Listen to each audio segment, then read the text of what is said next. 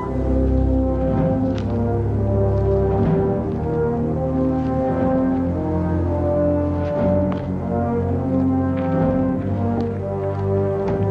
Boone?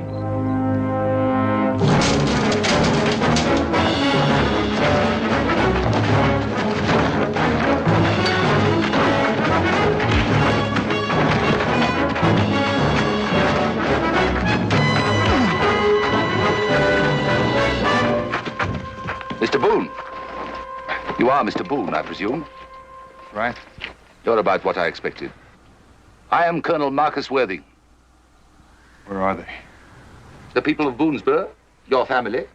I said, where are they? You rebellious provincials must be taught proper respect for the crown. People of Boonesborough haven't rebelled against anybody. There have been widespread rumors of a planned revolt against His Majesty. A courier has been sent to the British garrison at Norfolk to inform General Hastings that this fort has been evacuated.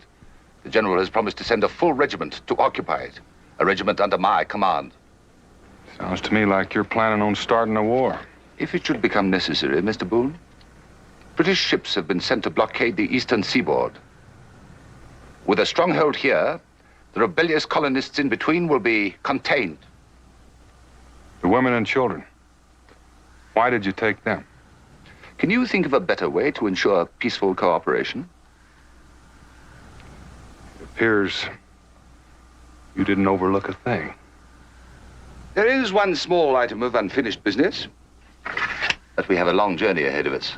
We can discuss it as we proceed. Come along.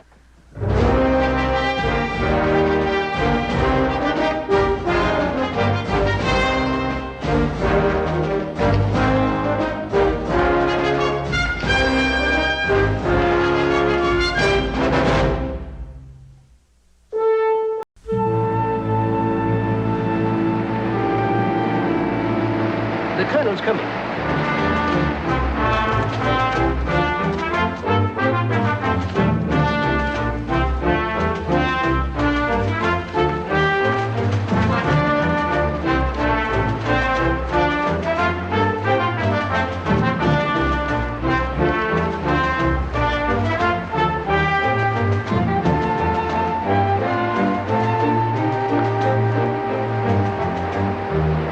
That unfinished business you spoke of. Could it be, why you waited for me at the fort? You're a very astute man, Mr. Boone. That is precisely the reason. I understand the land on which Fort Boonesborough stands is held in legal title by you. I want you to transfer that title to me, Mr. Boone. To you personally? In your name? Yes, Mr. Boone. Doesn't sound like it's the king's business to me. Oh, I assure you that this transaction is in His Majesty's interests. In what way? That is none of your concern, Mr. Boone. All I require from you is your signature on a deed. And if you don't get it? I'll hang you as the leader of a rebellion on this frontier. I don't think you'll do that, Colonel. Really? Why not? Because you won't get what you're after. Then I recommend that you consider the welfare of your wife and family, Mr. Boone. You have plenty of time to think about it. We are ready to go, sir. I see that we're about ready to proceed.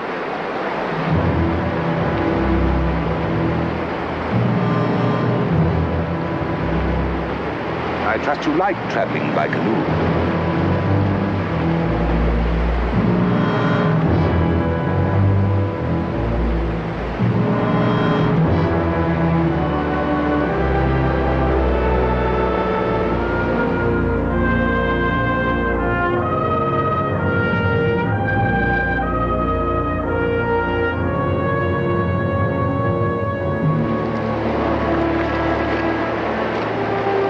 Start the portage here. Secure those paddles. Come, Mr. Boone, we have a little walking to do. After you, Colonel.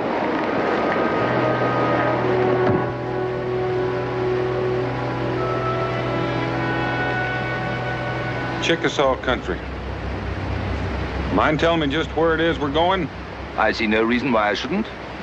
The savages have a rather quaint name for it. They call it the River of the Moon.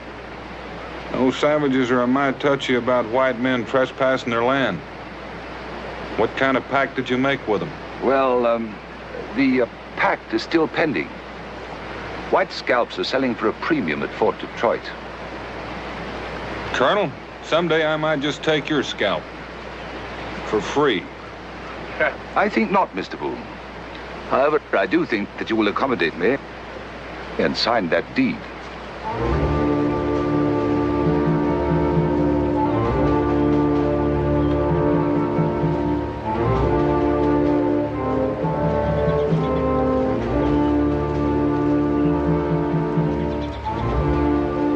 Lieutenant, we'll camp here for the night. Move the canoes to the other side of the rapids so we can start again at dawn. Yes, sir. Corporal! Now the other canoe.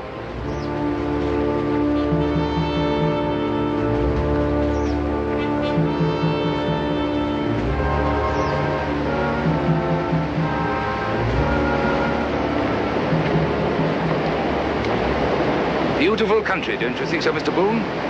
A wilderness empire, owned and ruled by a few tribes of primitive savages. To think what a man of ambition could achieve here staggers the imagination. Those savages, as you call them, might not be as primitive as you think. One thing they know are the boundaries to their lands set up by treaty. A treaty made with heathens is hardly one that need be honored. Unless, of course, for a particular purpose. You're going to double-cross the Indians as well. Of course. Rather an audacious undertaking, don't you think? Colonel, a while back I told you I was going to scalp you. And if you start playing games with the Chickasaws too, I might just have to stand in line.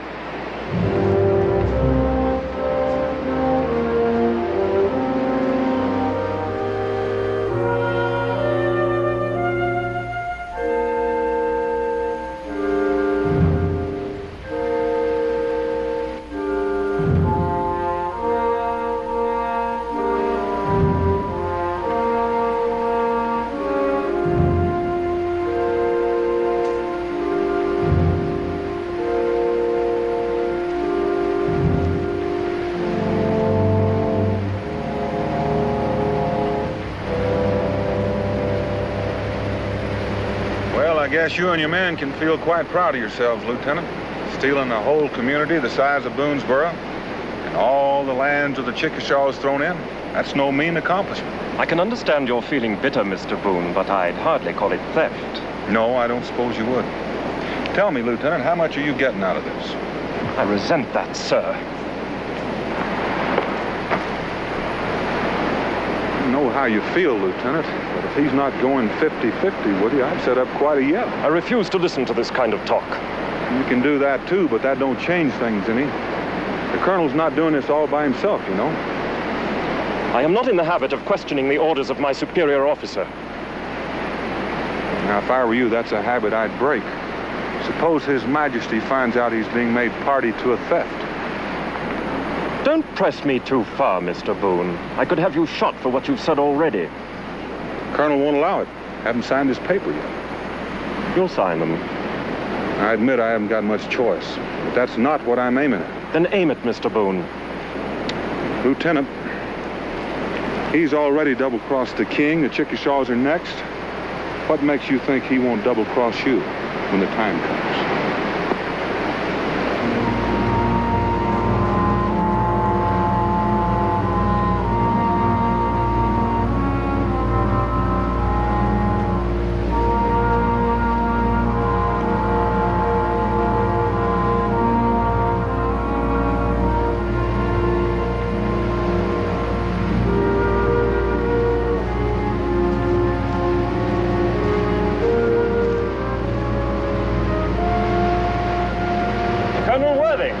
Yes, Lieutenant, what is it?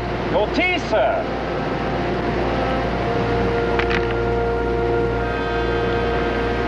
Thank you, Lieutenant. I've just had a talk with Boone.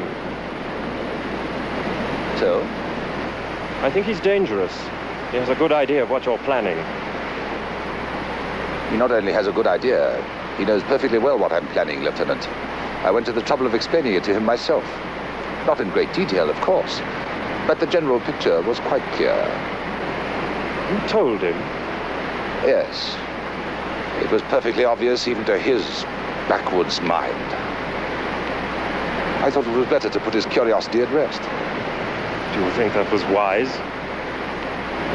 As I explained to you at the outset, Lieutenant, I planned the Indian takeover carefully so that it may be done outwardly and with official sanction. As for Boonesborough, there'll be a proper bill of sale over Boone's signature.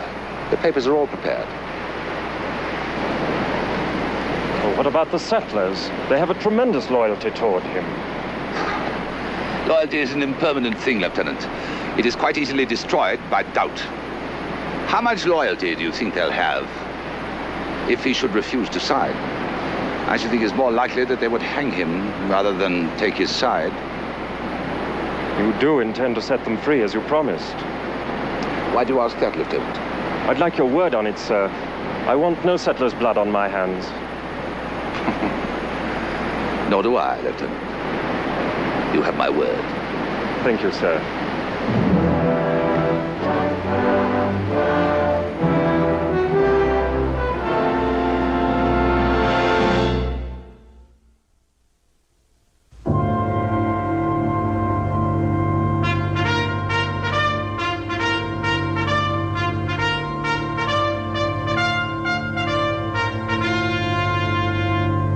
Detail on the double!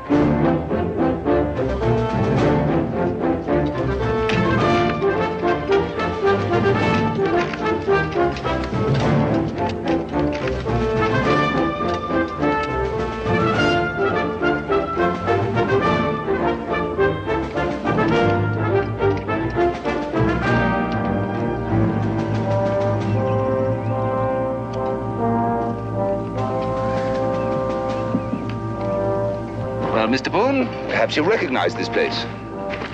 Hashem's Point. Used to be quite a stockade up through those trees. There still is, or what's left of it. Carry on.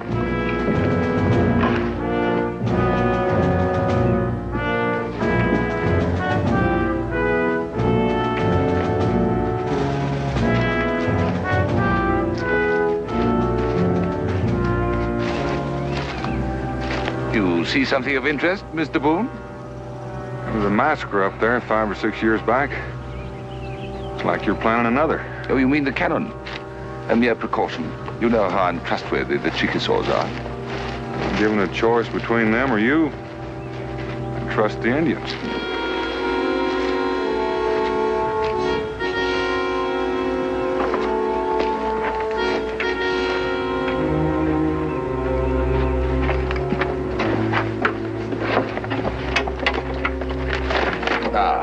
Sign here, Mr. Boone, and your family will be returned to you safe and sound. What about the rest of the folks from Boonesborough? I could say I'll release them, but I'm afraid I have to be honest with you. They must remain here a while longer.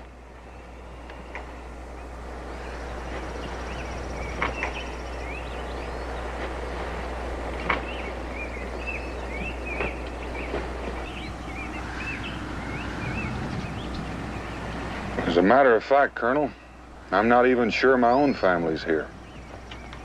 Well, perhaps a short reunion might be in order. We have plenty of time. Come with me.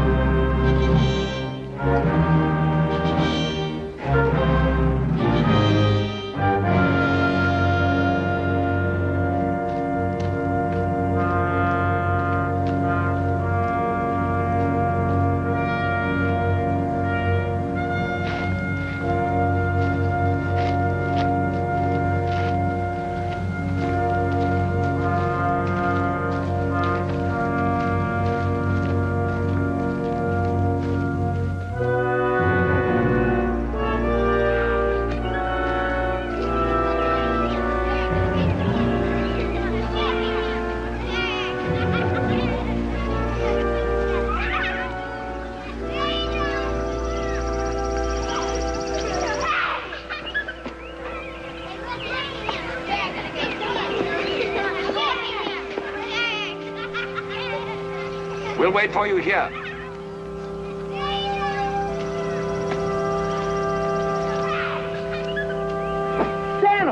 Daniel's here. Cincinnati? It's Bob! Mrs. Boone is a lovely woman, Lieutenant. A lovely woman. Oh, I knew you'd come, Pa. I just knew it. You gonna get us out of it, Pa? I'm gonna try, boy. The soldiers came just as we were sitting down to supper. They come marching up to the fort all peaceful-like, claiming they was out of supplies. So we let them in. And we found ourselves looking down the barrels of their muskets. Well, I know the feeling. I've been looking down the barrels of at least a dozen muskets up there. There's a lot of good reasons for doing what the colonel wants. Dan, I prayed you wouldn't come back home until they'd left. Now you're their prisoner, too. What's gonna become of us? Nothing. At least until I go back up there and make that deal. What kind of a deal, Boone?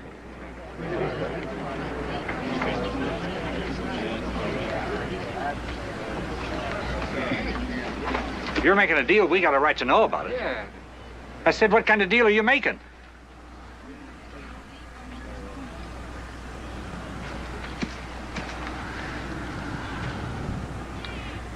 I'm making a deal with the colonel. The deed to Fort Boonesboro for the safety of my family. What about the rest of us? Make your own deal. I made mine. Daniel, there ain't a one of us got holdings large enough to bargain with. Well, that's your hard luck. You got yourself into this, get yourself out. Daniel. You're just walking out on the rest of us? Take it any way you like, but I'm not teaming up with the kind of men that get themselves taken by a handful of British soldiers. You're nothing but a bunch of yellow cowards. You're not living long enough to sell me. Sentry! Guards! On the double! The prisoners!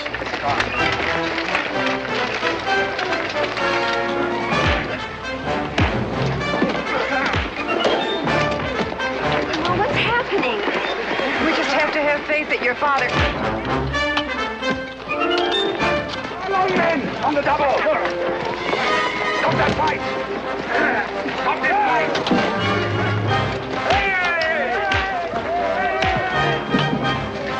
Let him! Come on! Here we get... Order! Release this man! Lieutenant, post extra guards around the stockade until their tempers have cooled off. I'll have no more outbreaks of this kind. Mr. Boone, you will come with us. I'll be glad to, Colonel. Corporal, take 2 of your men and come with us. Daniel.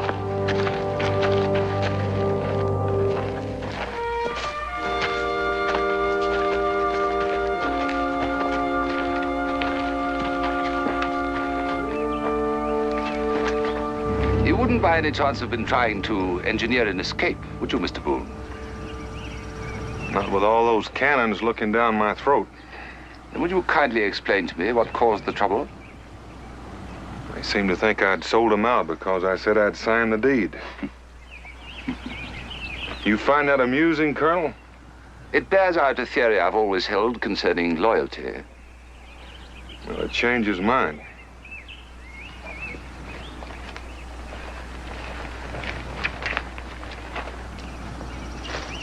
Well, I'm glad you decided to see things my way. The sooner I sign those papers, the sooner I'll get my family out of here.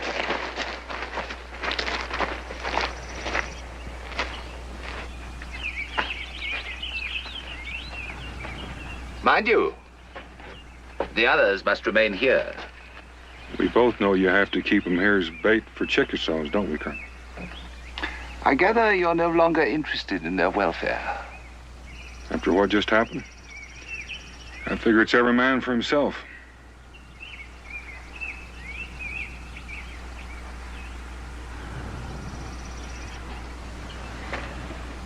A wise decision.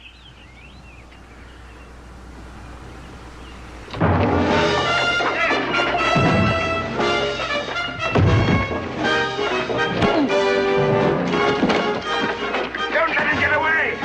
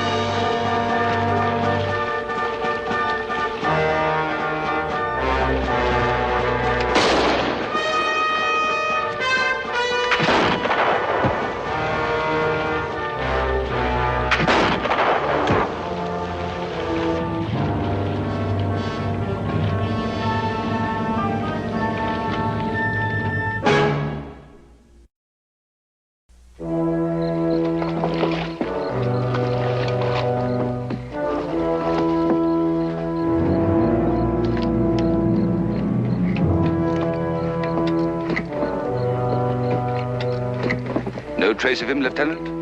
No, sir. I'm inclined to think he's dead. There's no use searching further tonight, men. Lieutenant, double the guard around the camp. Yes, sir.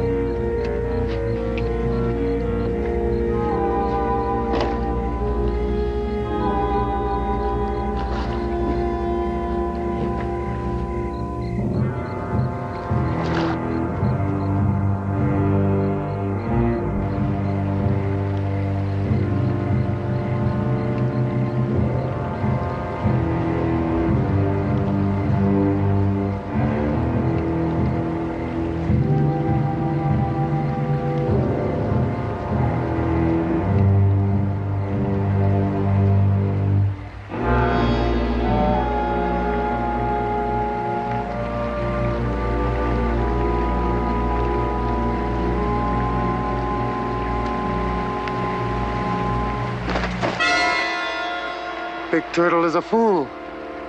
Whitefeather. Fighting you is getting to be a habit. You will come to my father's camp. Funny. I was just going to ask you to take me there.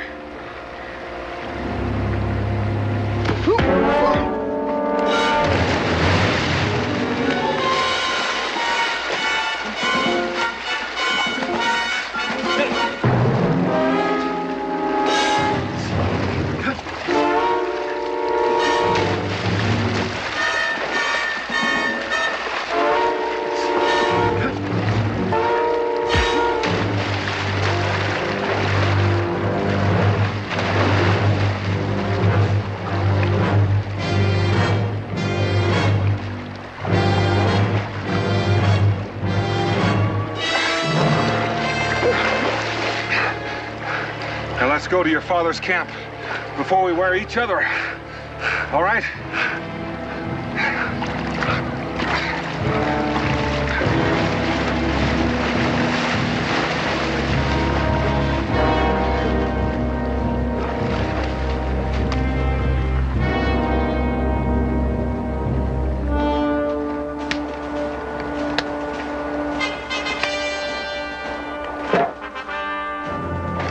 Did you post the extra sentries as I instructed? Yes, sir. They're well concealed at some distance from the stockade. If Boone comes back, he'll not escape again. He'll come back. If he's still alive. Colonel, Yes? isn't it possible he might have gone to the Indians for help? The Cherokees are his only hope. And they're too far away. He daren't go to the Chickasaws. They have a price on his head. As a matter of fact, that's one of the reasons why they were willing to bargain with us. He's not the sort of man who would abandon his family. That's what I'm depending on, Lieutenant. So he must have had some plan in mind before he ran away. Yes, you may be right. In which case, his wife would know. Bring Mrs. Boone to me here. Yes, sir.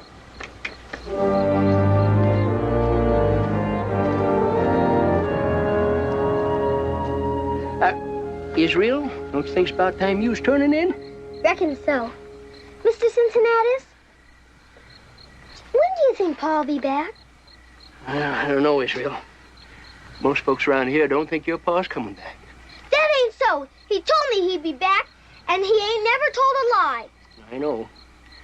Sometimes folks just ain't got enough faith.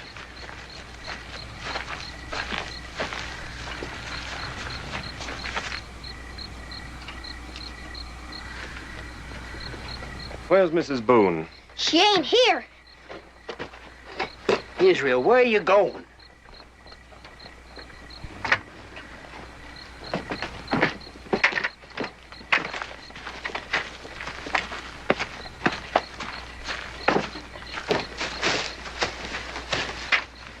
What do you want? Mrs. Boone, Yes?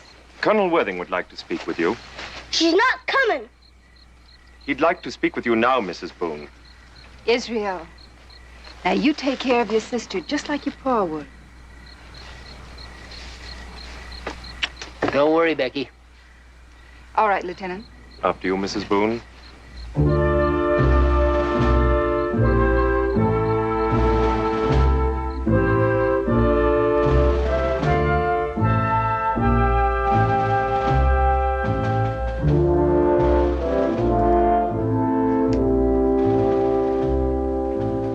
Colonel Worthing? Yes, Lieutenant? Mrs. Boone is here, sir. Ah, Mrs. Boone. Won't you come in?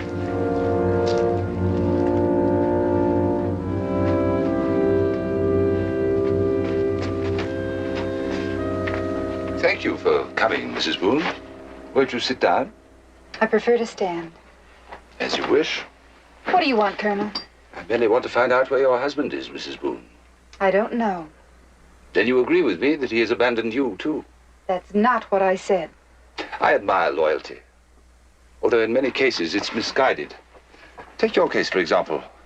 A short while ago, I offered to release you and the children in exchange for your husband's signature. He refused. Dan refused to sign. He had his reasons. Selfish ones, perhaps, though not sufficient to justify the sacrifice of a beautiful woman like you. I should hate to have to hand you and the children over to the Indians. Surely, there must be some alternative. Can't you think of one? Some wine? Good night, Colonel.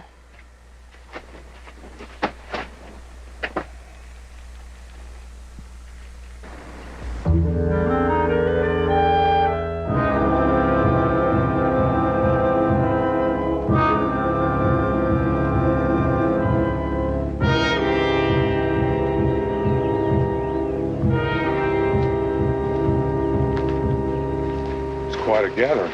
What is between us must be settled before the eyes of my brothers. You took my honor. For a Chickasaw warrior to live without honor is not to live. Or has Big Turtle forgotten? Well, now, that was a couple of years back. You were just a young buck feeling your oats when you chose me. When you had your knife at my throat, you should have used it.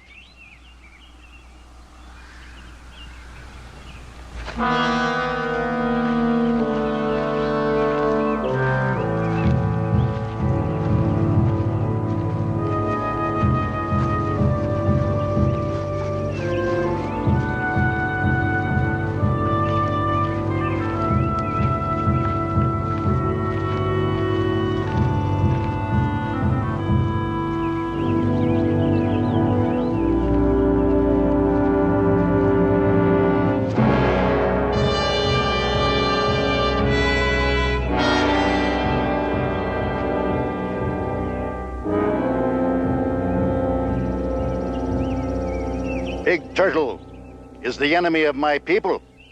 Because of you, my son wears the chaplet of a squaw. There is but one way he can regain his honor. You will fight again, this time to the death. Adawa, I have a piece to speak. And you know as well as I do, a man don't go sticking his head in a hornet's nest unless he's got a mighty good reason. Now, I don't want to fight your son again. Because if I fight him again, this time I'm going to have to kill him. And you're going to kill me. And in the morning, right after sunrise, the British are going to come and kill you and all of your people. How can this be? The Chickasaws and the Redcoats are friends. Well, if you'll just listen, I'll be happy to explain it to you. Now, I know about your bargain with the Redcoats. But I also know the Redcoat colonel speaks with a forked tongue. And he will not deliver my people to you as he promised. Instead, he aims to kill you and all of your people. We are not afraid of the Redcoats. If it were a fair fight, I'd agree with you. But it isn't. He's laid a trap for you using my people as bait. How could you know this? I was a prisoner in his camp. I escaped and came to you. What is this trap you speak of?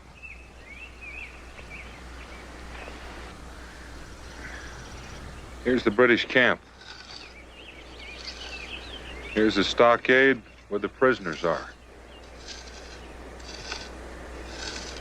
And here's the old fort. You know these places? I know them. In the old fort are many rifle and cannon. When you go into the stockade to claim your captives, the colonel intends to kill you all. What do you want of the Chickasaw?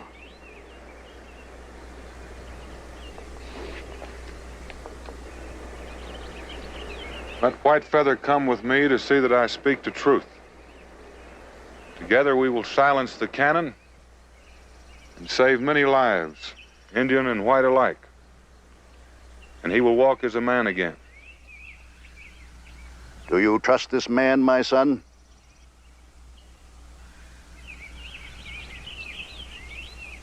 Let it be so. Do you need my warriors? No. We'll go alone.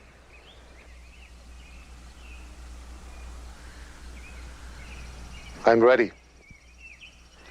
Come for your captives at sunrise and you'll see the Red Colonel's treachery. We will be there.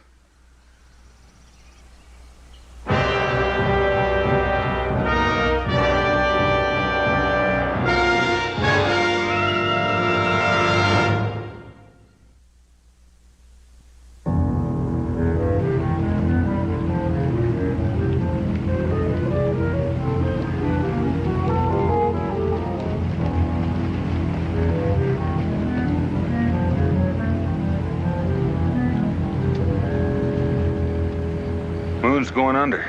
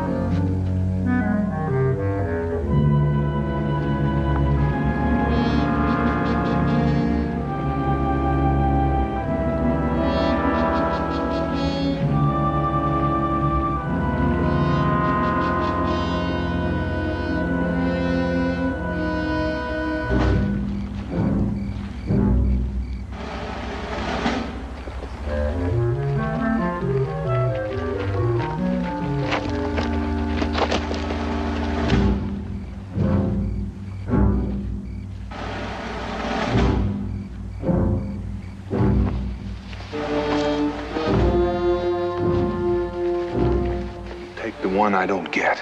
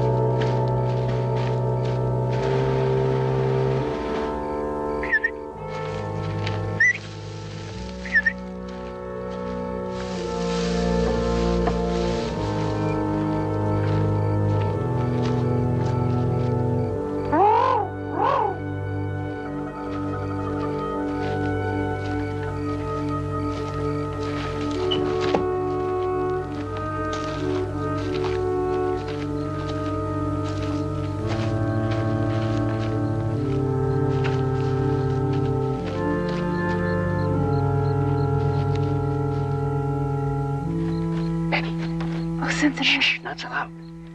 Daniel's back. Where is he? He's out there somewhere. Did you see him? Oh, I heard him. Bird calls. Anybody but a dang fool British soldier would know that no self-respecting bird would be awake at this hour. What do you suppose he's up to? I don't know, but there's somebody with him. I heard 2 birds a-chirping. Where would he find anyone way out here? Thought there's nobody here but them Chickasaws. Ma, what's wrong? Nothing, darling. Everything's all right. Go back to sleep. You too, Israel.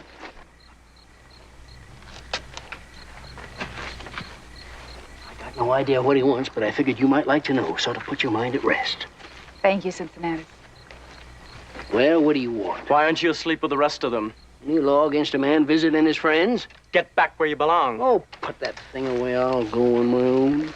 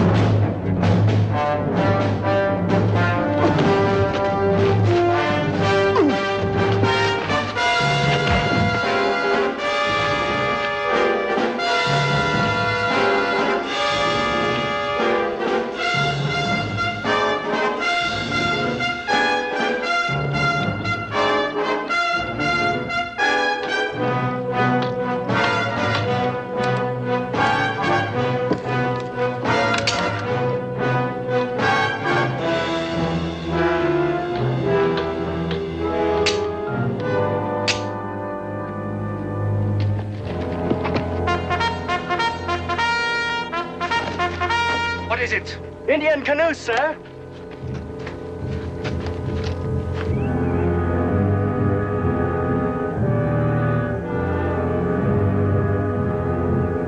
Tell Lieutenant Morris to report to me at once. Yes, sir.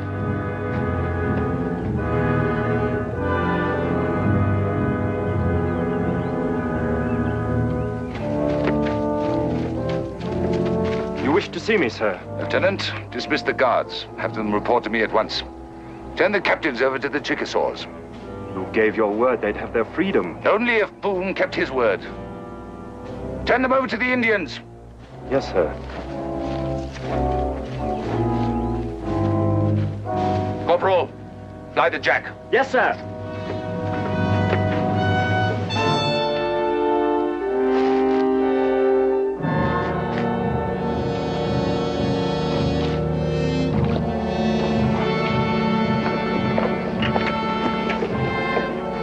Compliments of the Colonel. The prisoners are this way.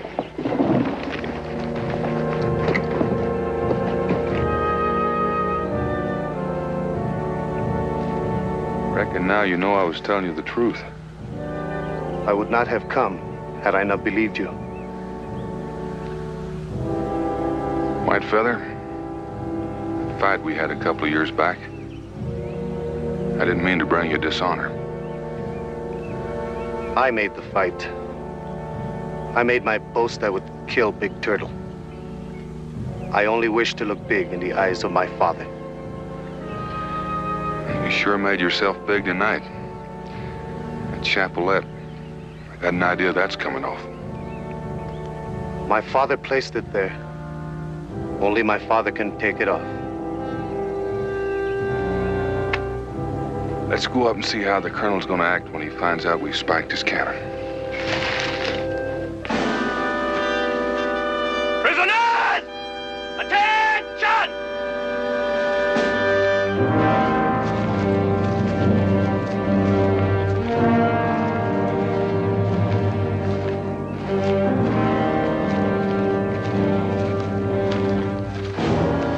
Attention!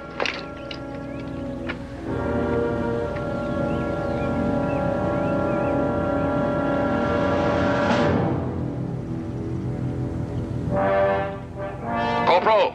Man the cannons.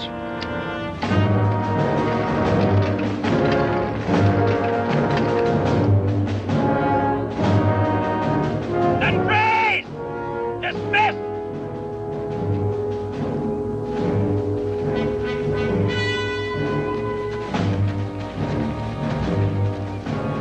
Here are the captives we promised. I leave them to you. Where is Big Turtle? You said he would be here. He escaped from us. He can't be very far away. You just bet your boots he can't.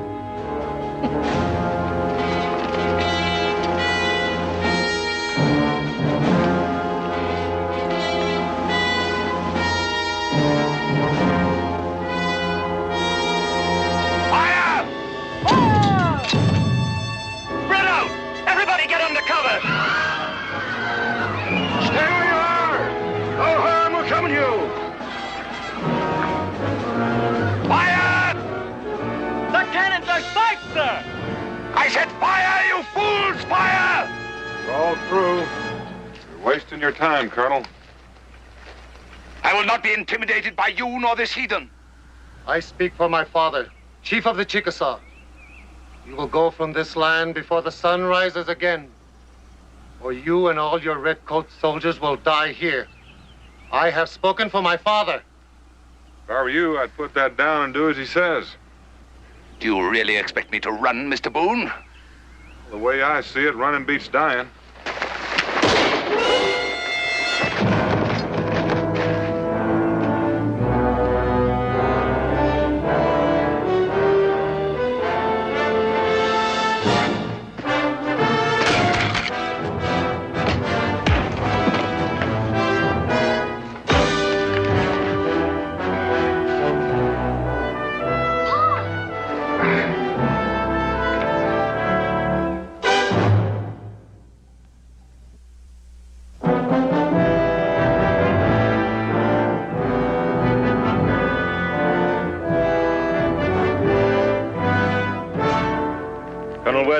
You are under arrest.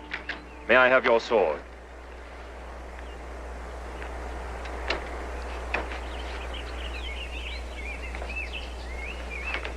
May I present this to you with His Majesty's regrets, Mr. Boone?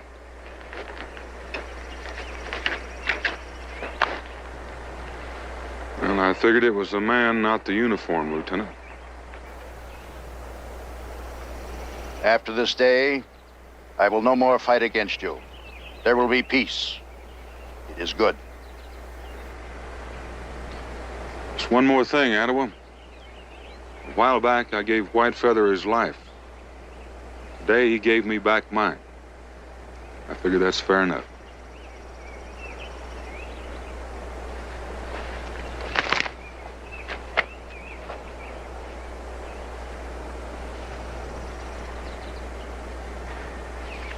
We have many canoes. We will see that your people get home safely. Strike the jack!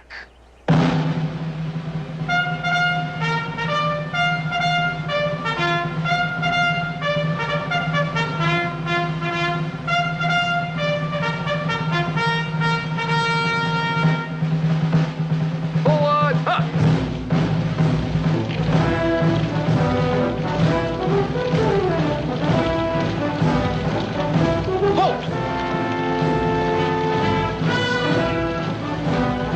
Forward! Huh.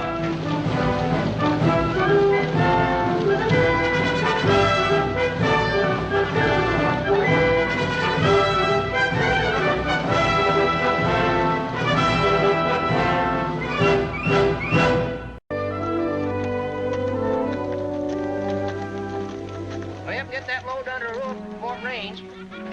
Rain? Hasn't rained in months. Oh, I don't know. You know, we got a saying around here. If you don't like the weather, you just wait 10 or 15 minutes and it'll change. And quit arguing with me, get back to work. Hurry up.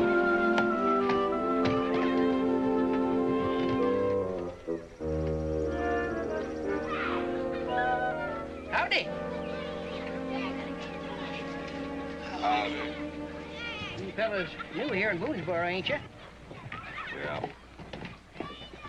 You, just passing through, or you plan to stay here a while? Just passing through, I reckon. Don't seem to be enough excitement here to make a man want to stay.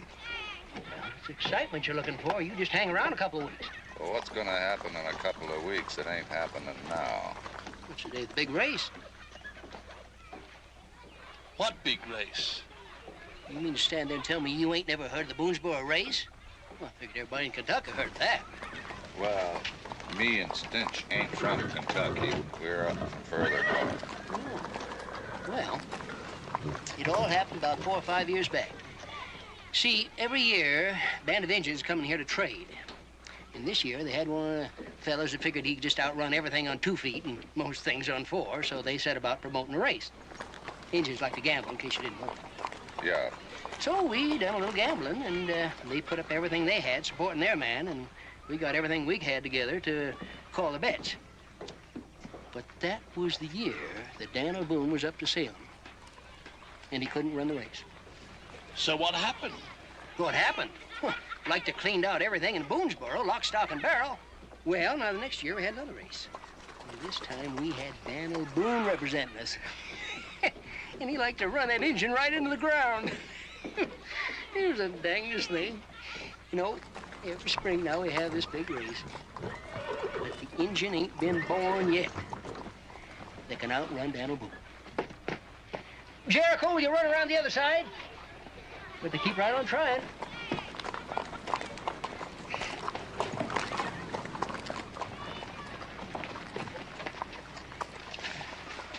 Do you mean to tell me that people actually bet money on this contest? Well, not money exactly. We ain't got much of that. But there's an awful lot of fur and livestock was trading hands, I'll tell you. People come from miles around with all the worldly goods. I tell you, it's the dangest spectacle. I figured I've got about half of my stories already wagered.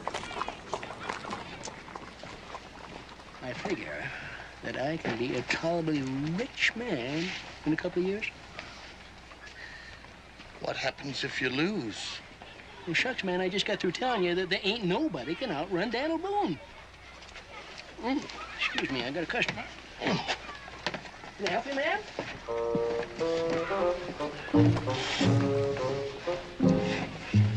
How much do you figure this town has got bet on this Boone fella? Well, everything except their wives and kids, from what that old coot says. Well, don't you figure that if this Boone fella was to disappear the day before the race, this town would be willing to sort of pay to buy him back? I figure maybe they would.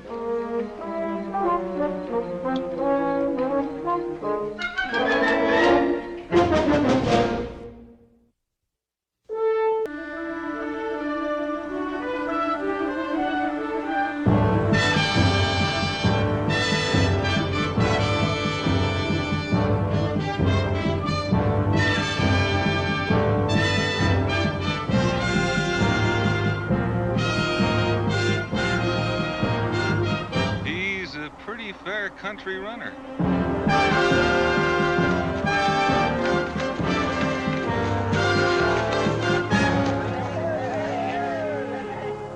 That's not the same brave that ran against you last year, Daniel.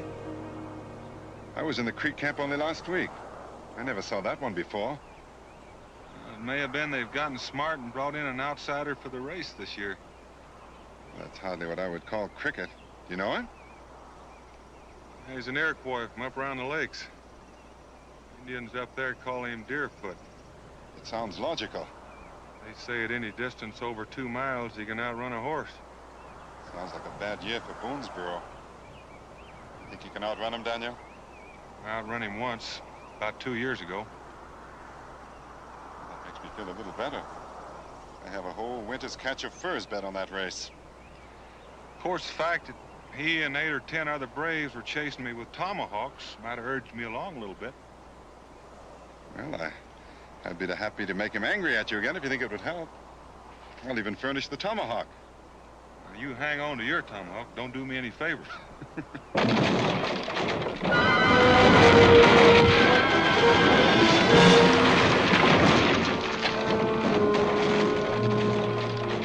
all right, Daniel?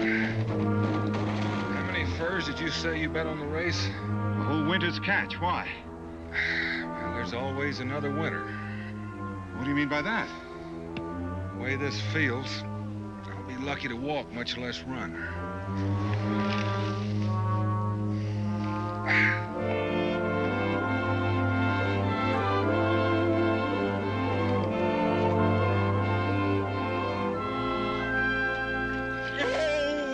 Ma said that she wanted it hot.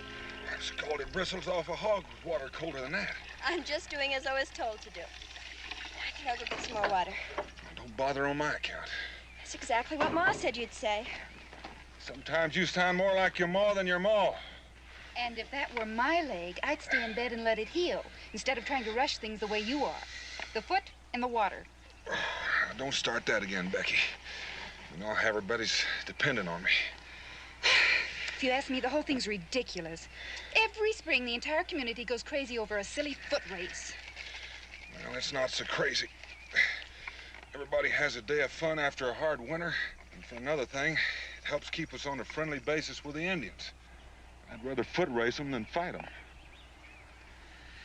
I give up. Say, it looks like the swelling's going down. Cincinnatus will be glad to hear that. I hear he's betting heavy again this year. Serves him right if he loses. Dan, now will you try to remember and stay off of this foot as much as possible?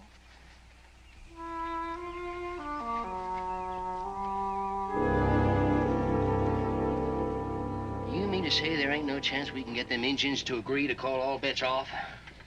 I did the best I could, Cincinnatus, but those Creeks remember everything they lost last year, and this year they intend to get even. I tell you, it's conspiracy. Every one of them Injuns know that there ain't nobody in Kentucky that can outrun Daniel Boone. I figure one of them conniving redskins pushed that rock. Oh, now, Cincinnatus, they wouldn't do a thing like that. After all, we've had a great deal of rain this spring, and rock slides are not uncommon. Here you go, sticking up for your own race again. The trouble with you, Cincinnatus, is you're a poor loser. I'm a poor winner, too. Maybe if you two would quit arguing, we could get around to discussing what we're going to do. Who's arguing? You got any ideas, Mingo? I have an idea that we're going to be the poorest community in Kentucky if we don't find somebody who can run. You are a real big help, you are. How about you, Mingo? Yeah. How about you, Mingo? I just said that. Well, there is an idea. You know, I have seen you run with Daniel before, and it seems to me you're always able to keep up. Oh, no, Cincinnatus, I'm sorry. I've spoken to the Creeks about that. They claim I'm disqualified because I'm part Indian. Oh, now, we could cut your hair real short and set you up with a new set of clothes. No, I've tried that before, too, back at Oxford. I still look like a war whoop. I guess that's all there is for it, then. Just gonna have to go along with Daniel, game leg or not. Say, how is his ankle coming along, anyway? Not very well. Oh, we can move about a bit without a cane, but there's not much chance he'll be in any condition to race. Doggone you, come back here with that, you stupid rabbit. I want my carrot. Come back here, you. Give me back that carrot. Come here, you stupid rabbit. Doggone you, come back here with that. Give me back that carrot. Come here, I want my carrot. Dumb rabbit. Doggone you, come back here with that. What's all that yelling going on up there? Did you see what I just saw? I didn't see nothing. I heard some yelling, though. Well, I wouldn't have believed it if I hadn't seen it with my own eyes, and I'm not sure I believe it anyway. In the name of time you're talking about, Dan? Well, it could be I just saw the answer to a prayer go by. Look yonder. Well, this is Jericho Jones. And what's he doing outside that stockade anyway? He's supposed to be in there working in the storeroom. Well, Cincinnatus never look a gift horse in the mouth. You may be gazing at the end of all of our problems. Daniel, you've been drinking that liniment I gave you instead of rubbing it on your leg. Well, do you realize while you've been looking all around, the answer to our problem has been right here? And do you realize if you just talk a little sense, I know what you're talking about? Cincinnatus, I've never talked more sense. Jericho! You calling me, Mr. Boone? Come over here, boy. Would you mind explaining what this is all about, Daniel? Something you want, Mr. Boone? Would you mind doing that again? Doing what? Well, didn't I just see you running through that gate chasing a rabbit? Yep, and to tell you the truth, I'm getting mighty put out at this animal. That's the second time he's done it today. Did what? Stole a carrot I was eating right out of my hand. I got it back, though. Now, let me get this straight. You mean to tell me that that rabbit stole a carrot out of your hand and you chased him down afoot and brought it back? You didn't think I was going to let him get away with it, do you? It's not the carrot, it's the principle of the thing I object to. And you're a witness to this foot race, Daniel? Yep. What do you mean, chasing rabbits on my time anyway? You're supposed to be down in the cellar there storing them potatoes. I got hungry. And I don't want you getting hungry on my time, neither. Cincinnatus, I can think of at least 20 men in Boonesboro that can lift a sack of potatoes. Well, so can I, but I ain't paying them. Well, I can't think of one other that's fleet enough afoot to run down a rabbit. Now, you know, you might have something there. Well, now let's stop all this talk about potatoes. Jericho, you and me have got some business to discuss.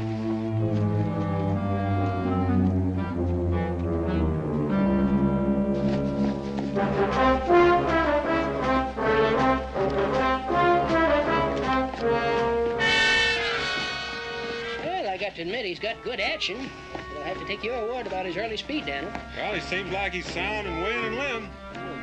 Oh, boy. Oh. He's got good conformation. His feet are good and sound. You try to check my teeth and you're going to get bit. What do you think, Mingo? It's a long race, Daniel. How can we be sure that the boy has staying power? Well, I'll borrow a horse tomorrow morning and pace him 8 or 10 miles. Now, wait a minute. Anybody else got any more ideas? Aren't you forgetting one thing? Well, what's that? That Iroquois has been training every day. Seems to me we ought to get somebody to condition the boy. I never thought about that. Seems to me to be any problem. Everybody knows you're the best foot racer in these parts, so I reckon it's up to you to do the training. Well, all I know about run's what I learned trying to keep possession of my hair. All right, now, if somebody will just listen Did you to ever me. try training a horse, Daniel? Yep, I've trained a few in my day. Well, in principle, it'll be about the same then. Sounds reasonable. Sounds right. Well, that settles it. We were just training him like we would a horse then. Drinks are on me. Are you gentlemen about all through planning my future? Well, I think we've covered just about all the territory, unless you'd care to make a suggestion. I've got a lot of suggestions. Well, go ahead. This is an open meeting. Sure. Absolutely. First of all, I suggest you forget the whole thing. What do you... Would you mind explaining that remark? I'd be very happy to explain it. Well, then go ahead. I can explain it in a few simple words. I'm not gonna run. You're not gonna run? You don't really mean that now, do you, boy? I'm a man of a few words, and you just heard him. Well, now, Jericho, I don't think you completely understand the situation. Oh, yes, I do. You see, in a manner of speaking, the fate of Boonesboro is resting on your shoulders. Oh, no, it ain't. Where's your patriotism, boy? I never even heard the word before. Jericho, don't you want to be a hero? Nope. Well, would you mind telling us why you're so against it? Do I have to have a reason? Well, I think it might help us to understand you a little better. All right. Let's just say I don't like being treated like a horse. Well, that's just a manner of speaking. That's not what it sounded like to me. Well, now, maybe we can start all over again. Nope. Your mind is made up. Yep. You wouldn't consider changing it? Nope. What would the Indians do in a case like this, Mingo? Burn him at the stake. Jericho, you like living here in Boonesboro, don't you? Yep. And you like working for me, don't you? Yep. Well, I guess that settles it then. Settles what? You are going to enter that race, and you are going to win it. Because if you don't, I am going to be out of business, and you are going to be out of a job. Now, you just think that over. I'll still buy that drink. I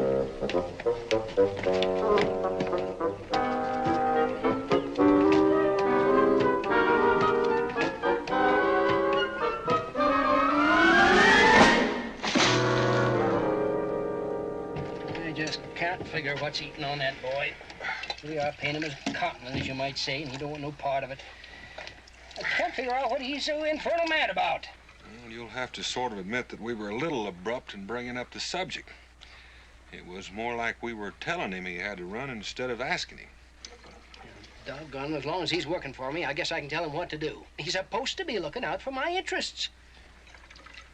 I don't think that's exactly the way to handle him. He's sort of sensitive. I'm inclined to agree with Daniel, except that I think it goes a little deeper than that. What do you mean by that? Up till now, nobody has bothered to ask Jericho if he would run or not. Well, as long as we had Daniel here, there was no object in it. Well, that's the point exactly. It might be that he's been waiting to be considered all this time. And now that we've asked him only as a last resort, his feelings have been hurt. You know, Mingo, I think you got something there. I reckon maybe he feels he wasn't wanted. And that's our fault for treating him like an outsider. The question is, how do we go about explaining it? Oh, I don't think I'd try, Daniel. At least not right away. Why don't we let him think about it for a while, and maybe he'll begin to realize how much we need him. You don't figure he'll try to leave town or anything like that, do you? Well, I don't know. He's sort of headstrong. But I sure would hate to see him go on account of a little misunderstanding. Now, maybe we ought to just lock him up so that nothing will happen to him. I got a room out in back I can fix for him real comfortable. Well, I don't exactly feel he'd cotton to that. Well, that's only a short time, Daniel. And it's certainly better than running the risk of losing him.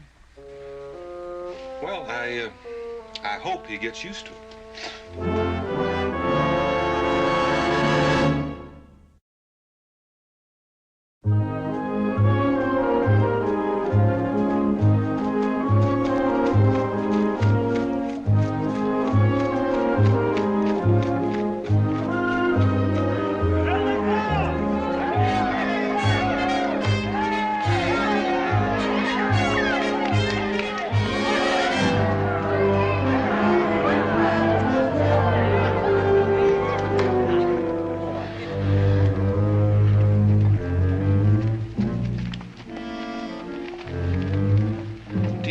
Young fella can outrun that Indian? I understand Boone thinks he can. That Boone character hurt. We're going to make up our minds if this young squirt is going to be of any value to the town, or if we steal that Indian instead. Stealing that Indian ain't exactly practical. Them Creeks are apt to get awful mad. In that case, it's got to be this young one here. And let's hope somebody wants him back bad enough to pay for him.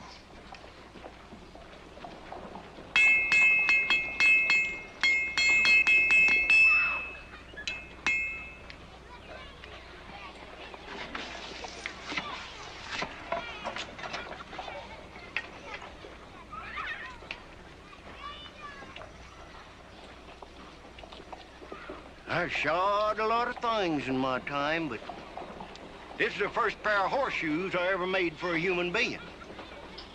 This your ID, Natty? Not mine, Daniel's. How much do I owe you? Well, you figure it's gonna help him any? Yep. In a case like that, you don't owe me anything, because I got a couple of little bets going myself. You want me to nail him to his feet? Well, I don't think he'll stand still for it. In some ways, he's a little narrow-minded. How's he been looking in his workout? Well, he's awkward jumping over logs. That's why I figured these weights would help him. Sounds logical. Go get it. All right, Jeff.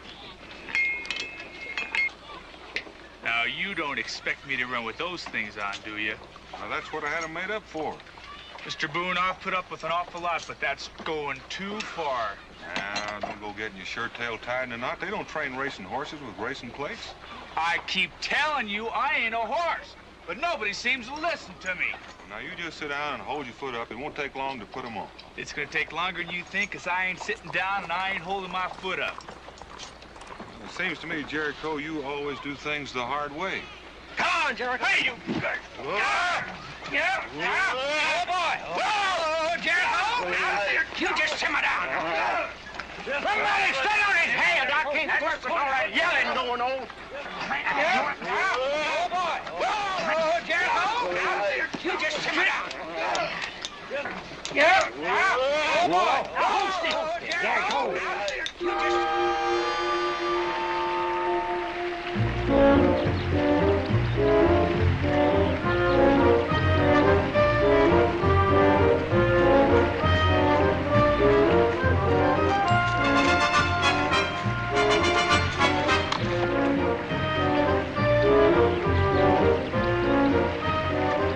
Head for home, Jericho.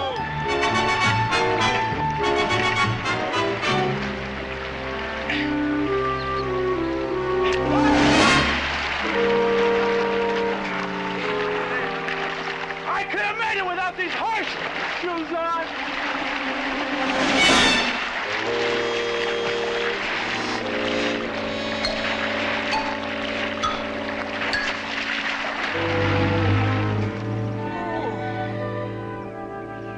Oh, it's nice to sit outside for a change after being cooped up inside all winter. Indeed it is. But you ought to be ashamed of yourself, Daniel Boone. Keeping that poor boy locked up in that storeroom. Well, he's comfortable.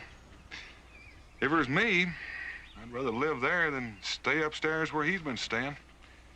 He's got more space. If it were you, you'd rather live under a tree. But some people are more civilized. Do you really think Jericho can win the race? Huh? Do you think Jericho can win the race? Oh, if he puts his mind to it, he can.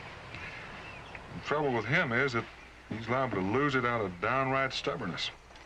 Cat says I'd blame him if he did. You might not. There are a lot of other people who would. Oh, you don't think they'd go so far as to hurt him, do you, Pa? You wouldn't be showing more than a passing interest in him, would you? Well, whatever made you think that, Pa? Well, how would I know? He's young, tall, good looking. Quit teasing, Dan. Can't you see you're embarrassing her? Honey, there's a hot roast in the oven and some fresh bread. Why don't you take a plate to Jericho? I'm sure he'd enjoy it after Cincinnati's cooking. All right, Ma. Oh, and while you're at it, will you stop by the Briggs and pick up Israel? That boy never can keep track of time. If I unlock the door, isn't Jericho apt to get away? Oh, I don't think he'd do that. He's a mite unreasonable at times. I think he's a gentleman. Or he'd better be.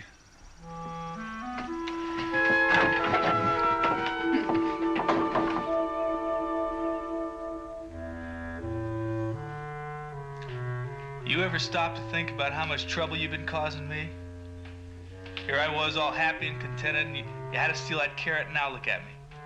Living in a barn, run to death, horseshoes on my boots. You'll have to come in, because I can't get out. That door only opens from one side. I brought you some supper. Come on in, there's nothing to be afraid of. Sure wasn't expecting to see you. My ma sent it over. What'll I do with it? Put it right there.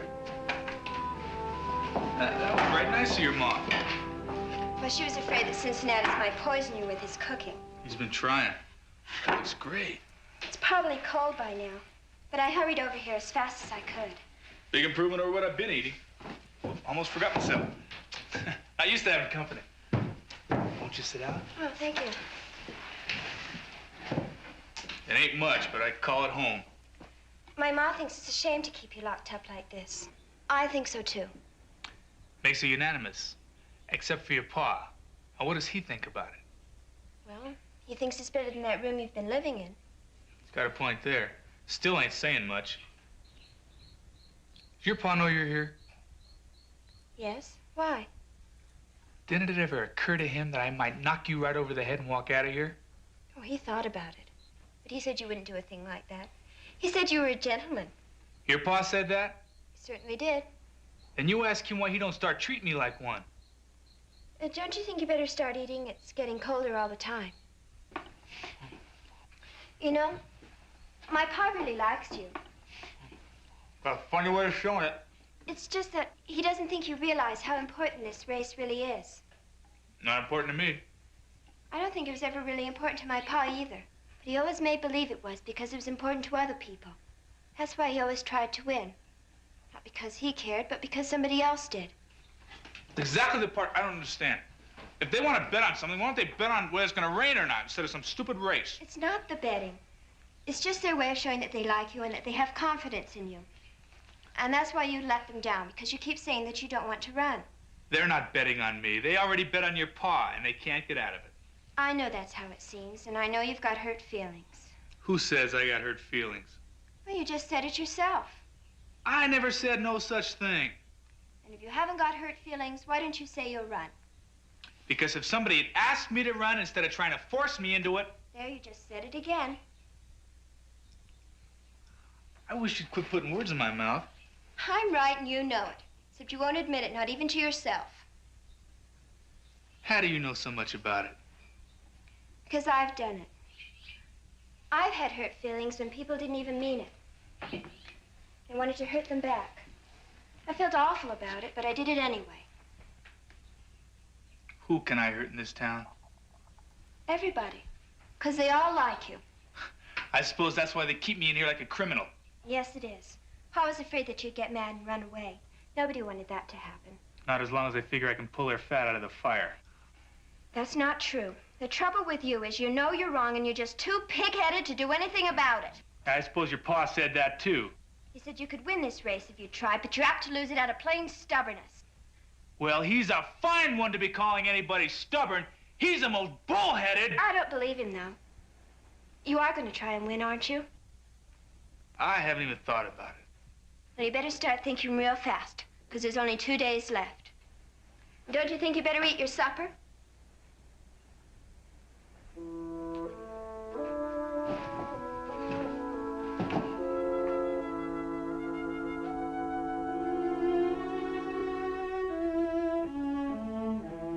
Did your pa send you over here to get me to change my mind? Gosh, no. Probably found me good if he knew I'd even mentioned it. Then why are you doing it? I'm doing it for your own good.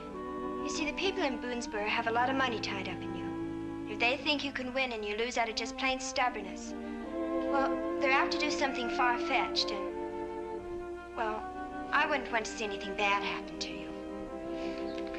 I'm sorry. I'm mad because they locked me up in here. It's no need to take it out on you. Well, you're probably mad at me, too, for talking the way I did. No, I'm not mad at you. I just wanted you to know that nobody meant to slight you by not asking you to run. It's just that, well, they didn't think. Thank you for telling me. You will try and win, then?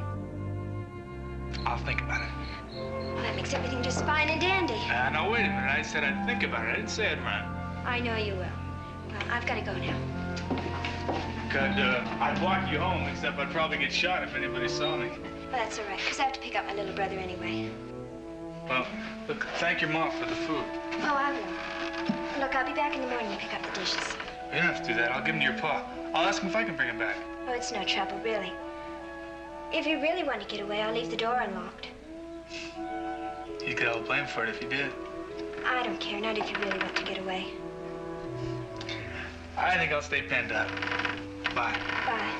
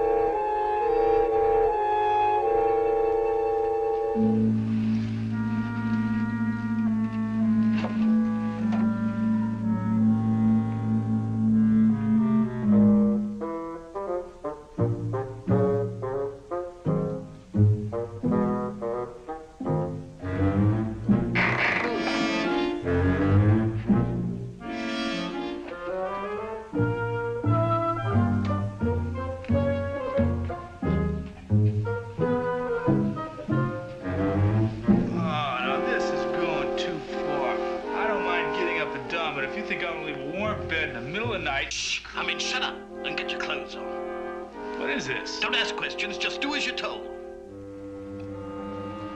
Do I know you? Shh. Now you heard the man. Get your clothes on. Well, no.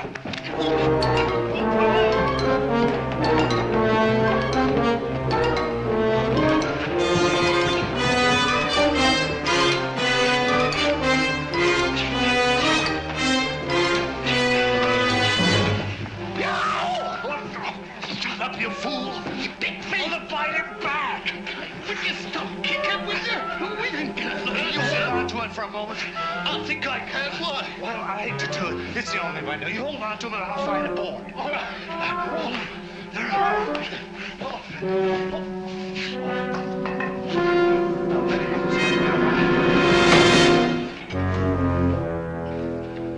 stubborn cuss, ain't he?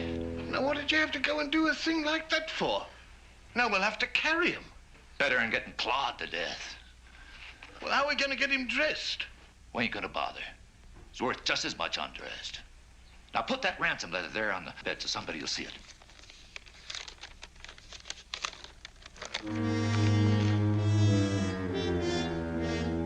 Oh, you better take that with you. Just in case. I'm going. Ready? I'm ready. Wait! Oh, got it.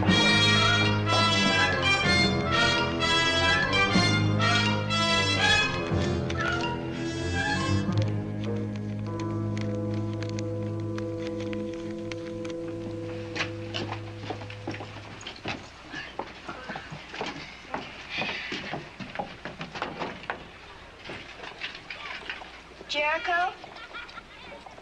Jericho?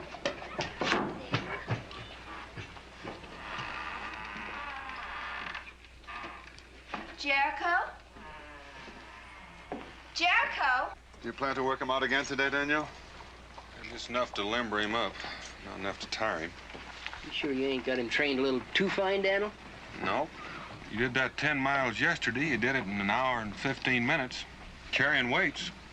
I figure he's just about on edge. What do you think his chances are, Mingo? I'd say they're rather good. For one thing, he has a psychological advantage. What do you mean by that? Well, I mean that since Daniel isn't running, the Creeks are likely to become overconfident. By the time they find out how well Jericho can run, he should have built up a substantial lead.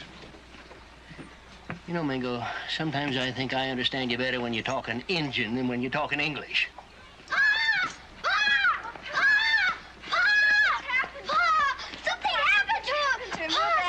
Now, wait just a minute. Take time to get your breath, and then you can tell me what happened to who. To Jericho! He's gone! Gone? Yes, well, you see, I went over to take his breakfast. We went over. Oh, will you be quiet a minute? Went over to take his breakfast to him, and I knocked on the door, and he wasn't there. So, well, I just walked right in, and he wasn't there. He's gone. He's run out on us, Daniel? He couldn't. The door was still barred. Are you sure of that? Yes, I'm sure. And besides, he wouldn't have run away anyway because, well, last night I offered to let him go, and he said he wouldn't do it. What's that you said about last night? Well, last night I took his supper to him, and I felt sorry for him being locked up like that, so I offered to let him go, and he wouldn't do it. Jemima, are you sure? Are you dead sure that you put that bar in place last night? Yes, I'm sure, Pa. Don't you see? Something's happened to him. Something bad. Don't worry about it, and you two going home. Come on, Mingo.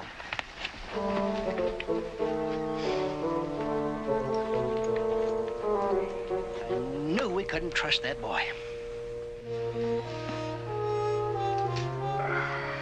If you could talk, you could answer a lot of questions.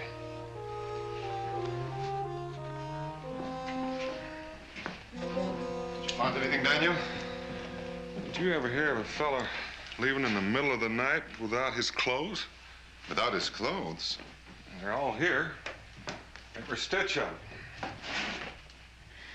It all seems to point to a kidnapping, doesn't it? I thought of that. It's not too illogical. With all that's at stake, someone may have thought that the town would pay a ransom. In that case, they'd left a note. Did you look for one? Yeah? Did you find anything outside? Tracks of two men coming and going.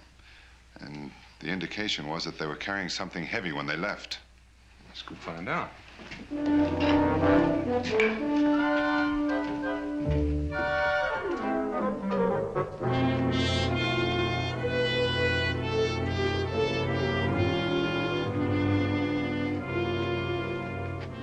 Can't understand what's keeping Cole.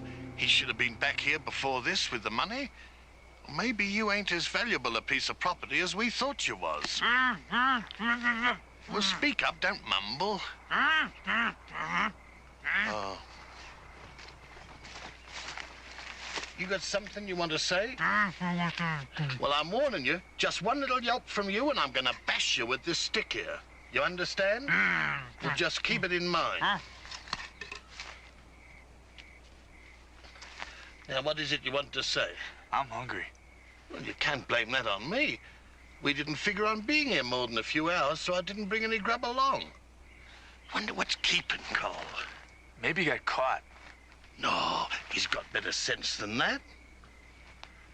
Maybe he decided to keep all the money himself. Well, he wouldn't do a thing like that. Or would he? Neither one of you is exactly what I'd call honest. Well, he's never stole from me before. Maybe he's never had the chance. Come to think of it, he ain't. No, dang it. What do you want to go and put a thought like that in my head for? I got tired of waiting for you to think of it yourself. Oh. Look, would you mind if I stood up? My legs are getting cramped. Well, I don't see no harm in it. Thank you. You're welcome. I don't suppose I could talk you into untying my hands. That's what I thought you'd say.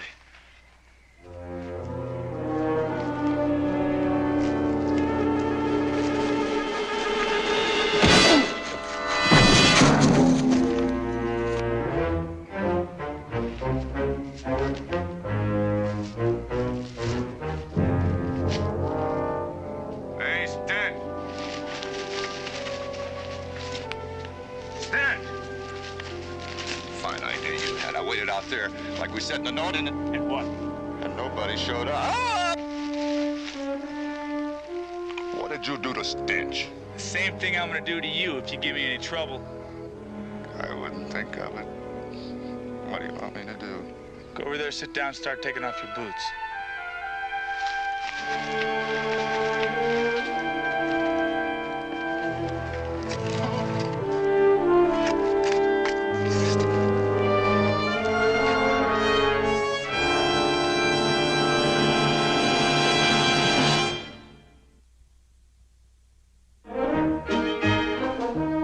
This ought to be pretty ridiculous. Pa running with a busted foot.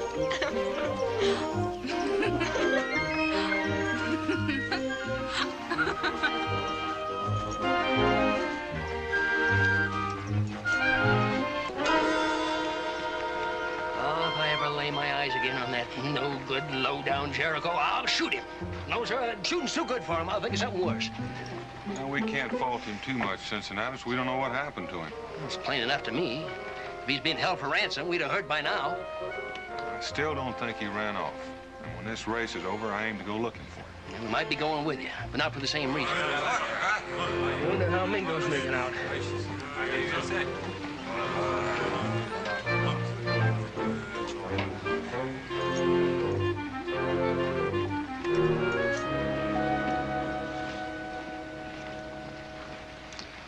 Well, what'd the chief say?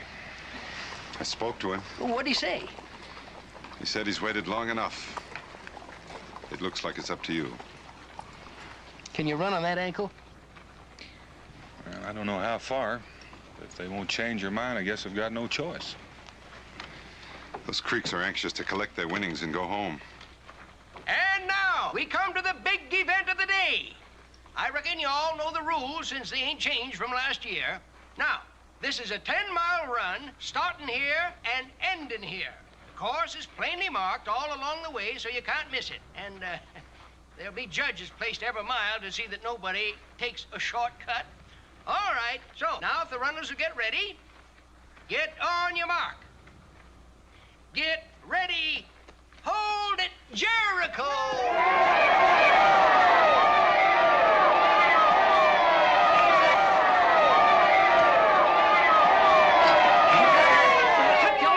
Where you been? About 10 miles downriver. They kidnapped me.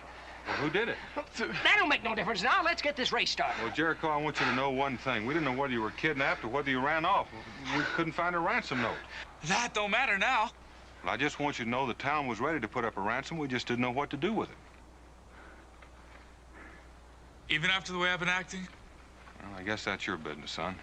I reckon we're all happy to just have you back. Why don't you go on over to my house and take a little rest? You look pretty well tuckered out. These people are all dependent on me, aren't they, Mr. Boone? Well, I don't reckon anybody expects you to run after all you've been through. That's not the point. I've been doing a lot of thinking since I saw you last. And tired or not, I've got to run so they don't keep thinking I'll let them down. Well, I reckon that's up to you, Jericho. I'm going to do my best to win, too. Well, I think maybe you will. Daniel, can we get on with the race? Good luck, boy. I'm going to need... All right. Get on your mark. Get ready.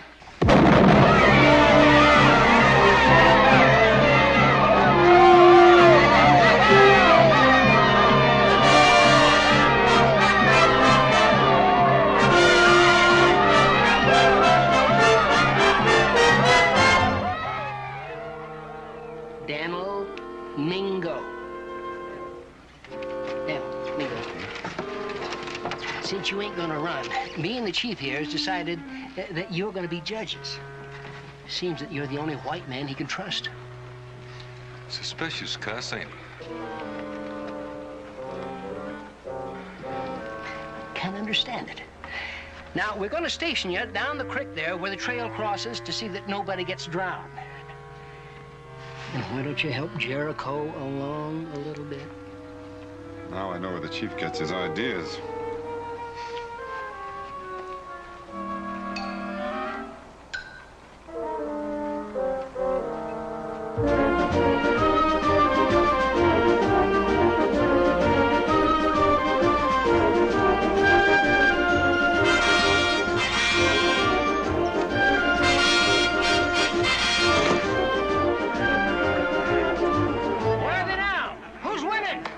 They just went behind the hill.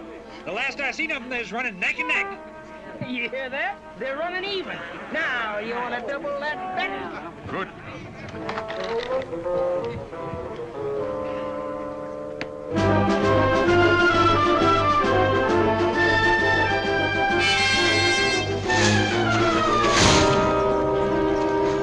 Oh, no! Gosh darn snare!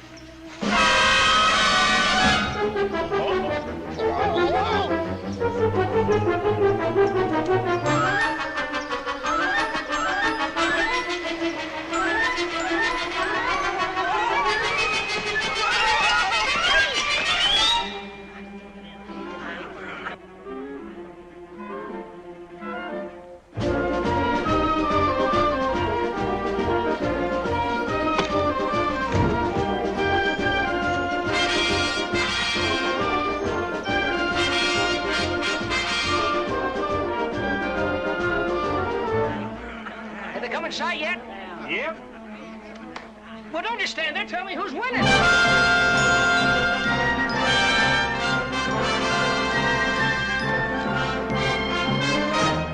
You ain't gonna like it, Cincinnatus. The Indian boy's got a good lead on him. You like to double bet again?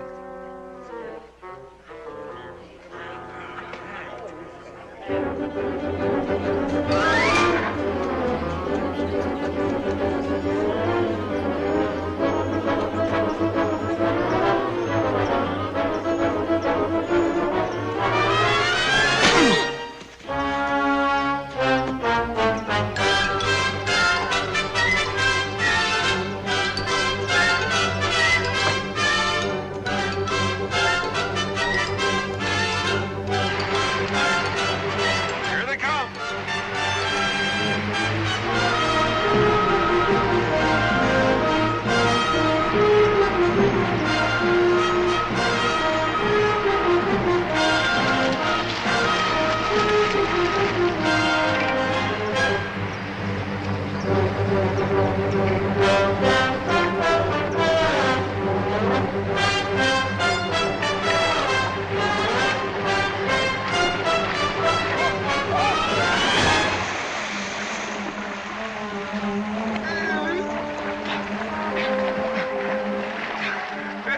Is he tired, Danny? He's fresh as a daisy. And going strong. Mr. Boone, I've got some news for you. The only way I'm going to be able to beat that Indian boy is if he breaks his leg.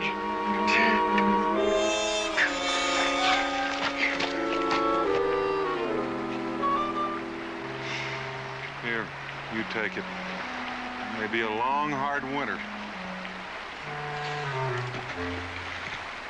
Can you think of any reason we should stay here any longer, Daniel? Nope. Can't think of any good reason for going back either. Unless it's to keep Cincinnatus from shooting himself.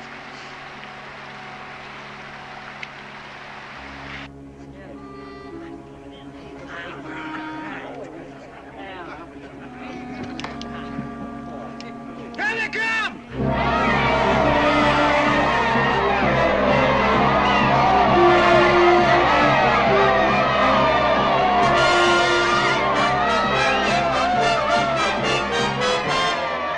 Well, are you going to tell him or am I?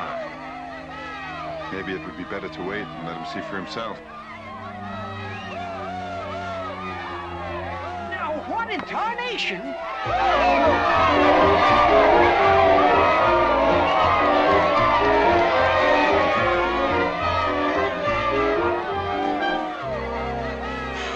He fell and broke his leg.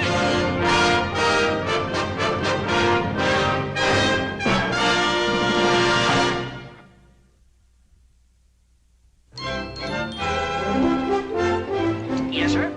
Taking it all in all, I'd say that's one of the finest races we've ever had. Well, I'd say you came out real good, Cincinnatus. And if that Iroquois hadn't stepped in that badger hole, you'd be sleeping in the street. People been coming by ever since, complimenting me on Jericho's sport and gesture, toting that engine home. And then insisting that we call the race a tie. And why should they be complimenting you, Cincinnatus? Well, I'm his employer and close associate. And I figure some of my sterling qualities are rubbed off on him. Yes, sir, I think that boy shows a lot of promise for next year. With the right guidance, of course. And, providing you ain't available to run, Daniel, that is. Well, considering he didn't get any sleep that night, no breakfast, and he'd already run 10 miles before the race started, I'd agree with you. He shows a lot of promise. Come on, you men, get to work. We haven't got all day.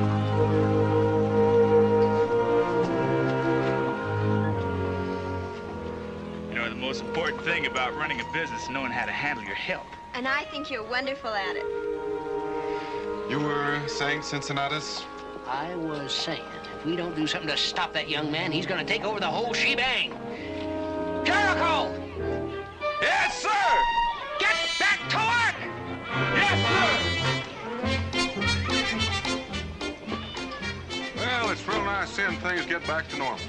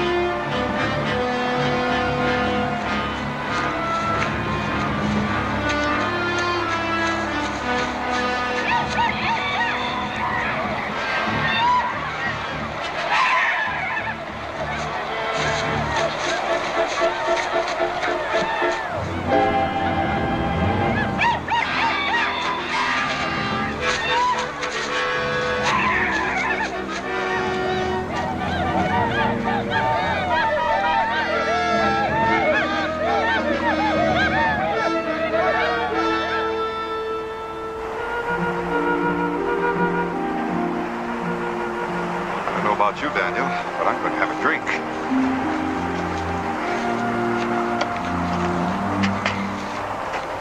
Well, about one more mile, we can go. We'll be home again. Why is it the last mile is always the longest? In my case, it may seem a little long because I'm getting a mite weary. Of course, you're entitled to your own explanation.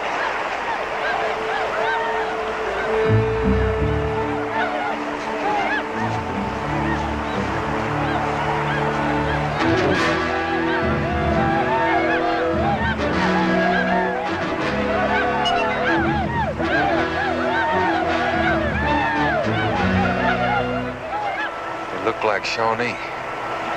What about the one they're chasing? It's too far away. He sure didn't look like anything I've ever seen before.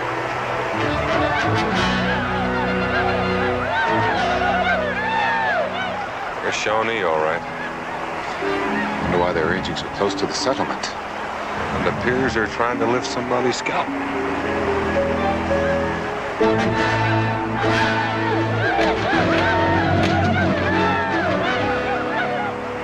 Well, whoever he is, he's just about reached the end of his rope. They're not wearing paint. It must be some personal matter. Personal or not, I don't like to see 8 men on one. Daniel! It's too late. You got it. He's still fighting, or we wouldn't be hearing that kind of yelling.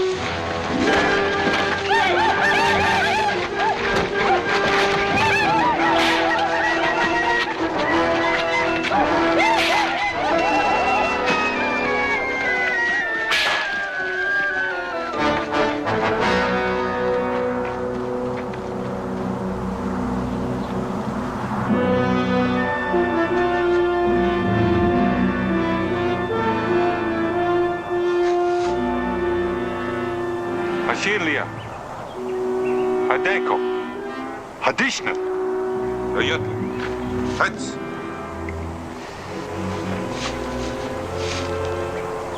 Kol, Shekas.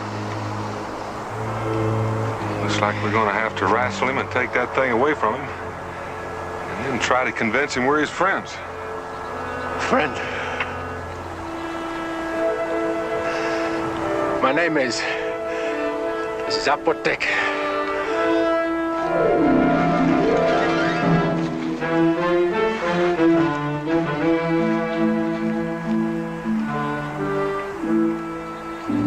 He didn't understand the dialects, but he knew what the word friend meant.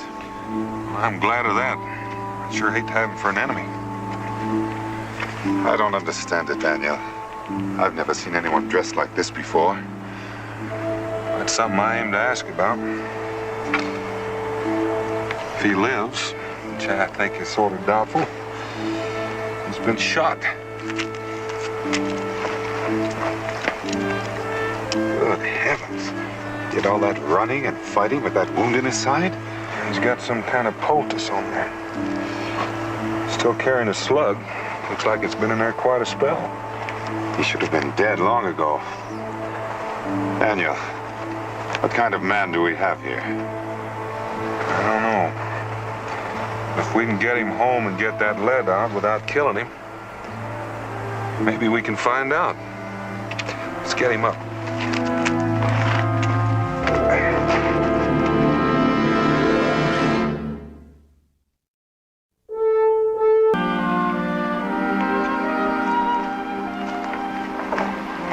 Surprised that we're having a picnic supper for him. After eating outside for a week, he'll probably shoot all of us. But that's your responsibility. It was your idea. Well, you said yourself, given choice, he'd rather live under a tree. It's Paul!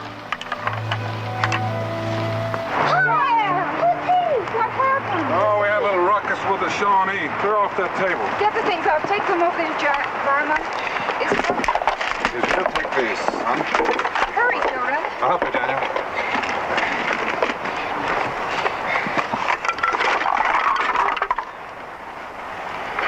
Sure is a fun little axe, ain't it, Pa? Give me some hot water. The kettle's on the fire.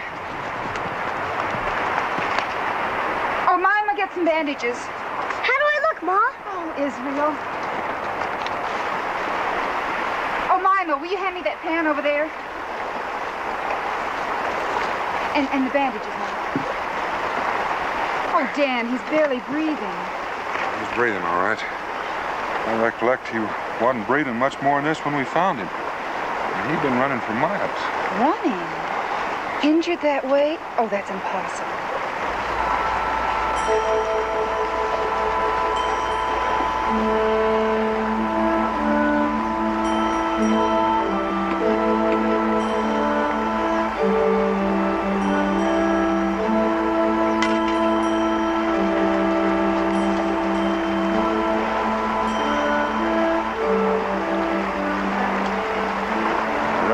Of it is up to him.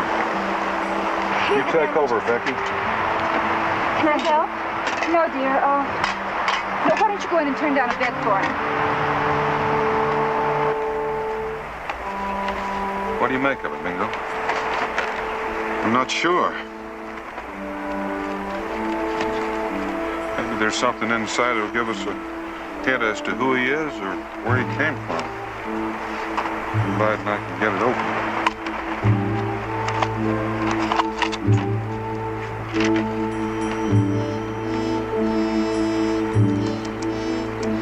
Some sort of green powder.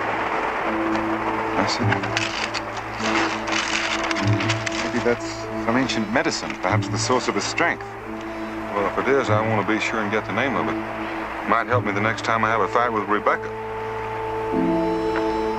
I got the bed all ready, Ma. Good, Mama. Dan, let's take him in the house. I think he'd be more comfortable there. Give me a hand, Mingo.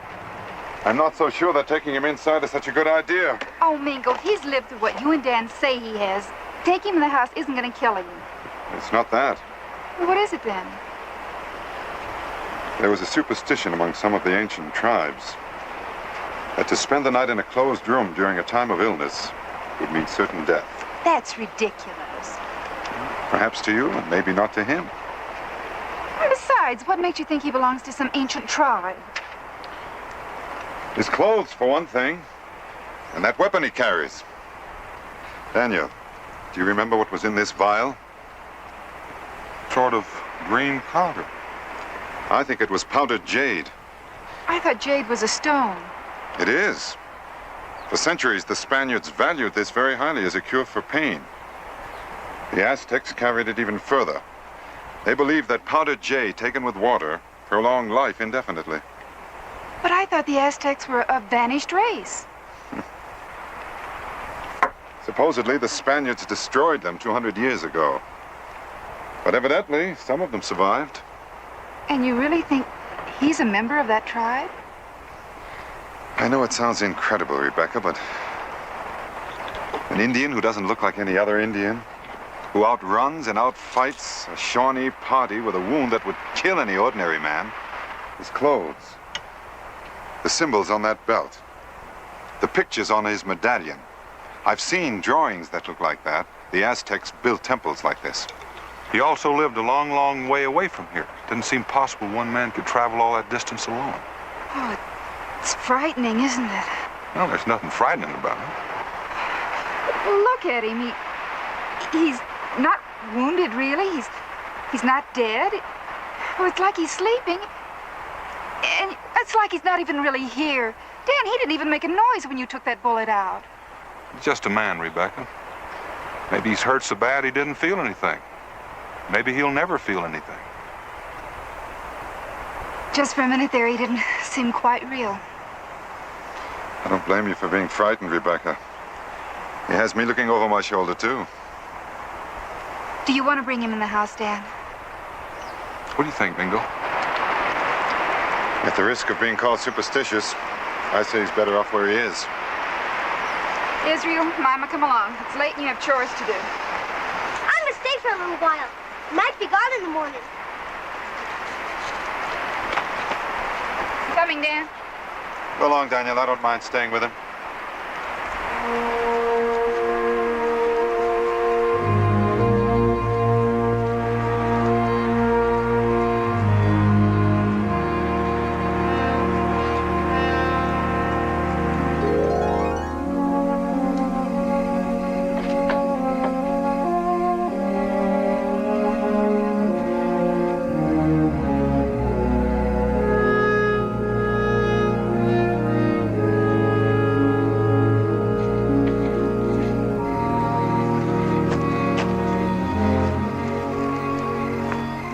Saved his life, providing we have. It sort of makes us responsible for him, doesn't it? That's Indian thinking, Daniel. All right, supposing we do own him, so to speak. What of it? Well, I don't figure he walked all the way from Mexico by making a wrong turn somewhere. It's a long way to travel for a man who didn't know what he was going to do when he got where he was going, wherever that is. And the question is, what is he doing here? Maybe if he lives, we'll find out.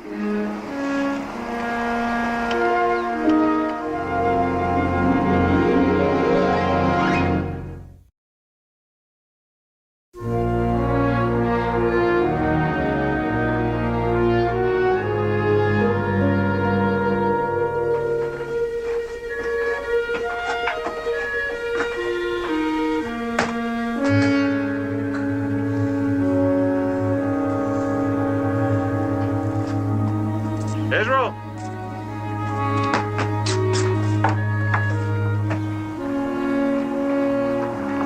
Give me another bucket of water, would you please?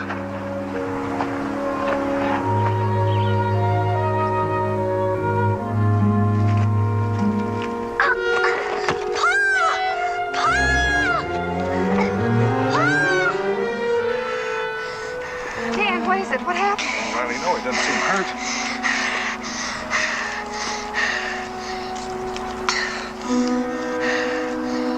Powder, it's gone. Oh, Dan, what can we do?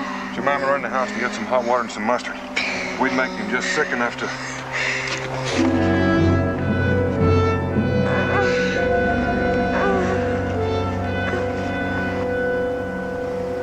Give the boy to me.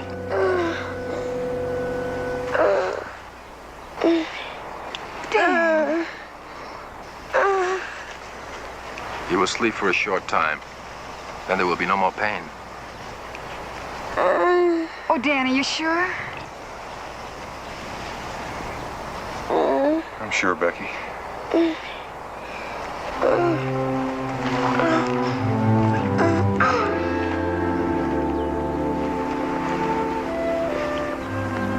When he awakens, no harm will come to him.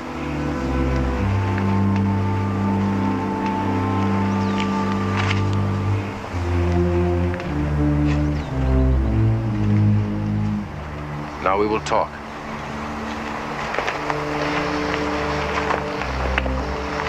I reckon it's about time.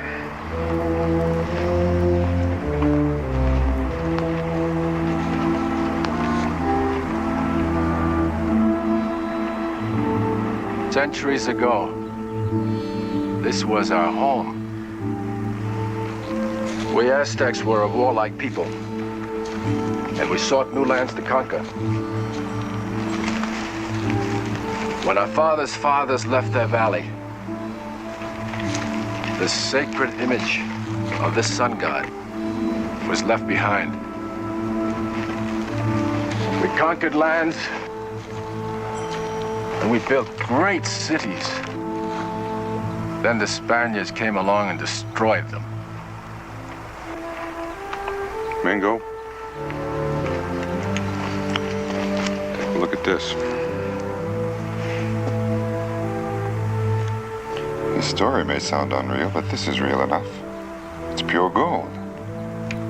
I must find the ancient valley of my people and return the sun god to them so that they may be strong and proud again. The gods told me I would find you, a great white warrior, tall as a tree. He would be my friend. He would lead me to our valley. Zapotek? I don't know that valley. And I sure never saw a place that had anything like this laying around. You will find it for me. Me? That's why I am here. Well, I think maybe your gods were talking about somebody else. No, you're the one the gods ascribed. 10 times 10, the sun has hurried across the heavens since I left my people. And 10 times 10 again. The gods said I would find the sign. The white warrior would guide my feet. You are the white warrior. You saw no other white warriors in all the lands you traveled? No other. But our kind was there. Some greeted me as a brother, others with weapons raised. But you lifted my enemies from me. We will find our valley by the Mountain of the Cat. Mountain of the Cat. I've heard about a place, a mountain, with a rock formation shaped like a panther. How did you come to know of the Mountain of the Cat?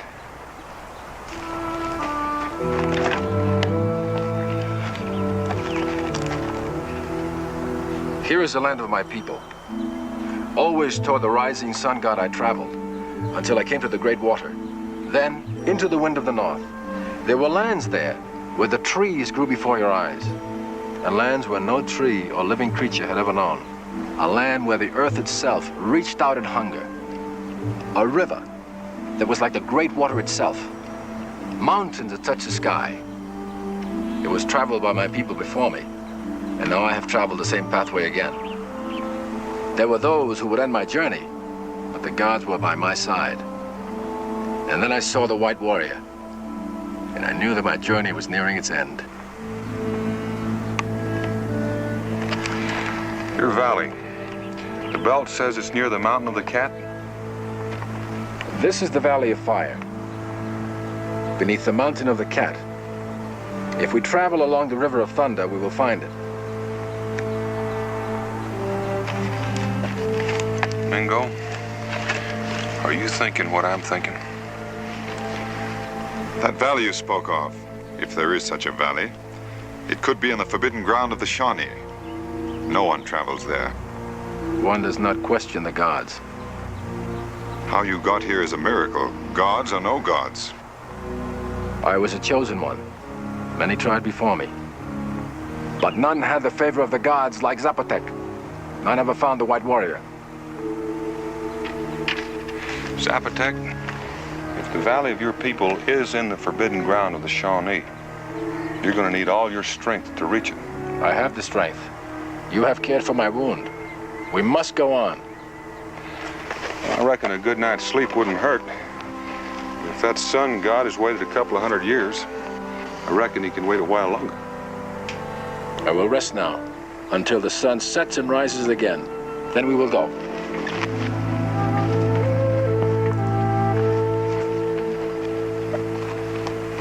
He's sort of a positive character, isn't he? Daniel, you're not seriously considering going with him, are you? How much do you know about this forbidden ground, Mingo? Why is it forbidden? How did the superstition start? Oh, it comes out of an old Indian legend. Supposedly an ancient tribe lived there once. They offended the gods. The gods put a curse on... Of course. Daniel, the sun god, the Aztecs. It'd be real interesting to fiddle around with that legend. Yes, and maybe lift the curse. And it sure would open up a lot of territory.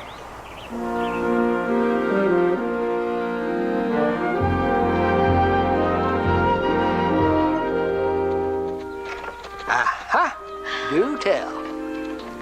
I bet you don't believe one word I've been telling you. Maybe you ain't even been listening. What makes you say a thing like that? The way you keep looking at me and saying, uh-huh, and do tell. Well, that ain't very polite of me, is it? Nope. Well, I do beg your pardon, Israel. So, what was you saying? I was saying, about that engine we got to our house. It seems to me I do recollect something about that. And he's got this pattern that if you eat enough of it, it'll make you live forever. Do tell. There, you done it again. Oh, it's a bad habit I got, Israel. Now, just go on talking. So I ate some of it, and it like to have killed me. Now, that part I do believe. Well, if you don't believe the rest of it, all you gotta do is ask Mingo or my pa.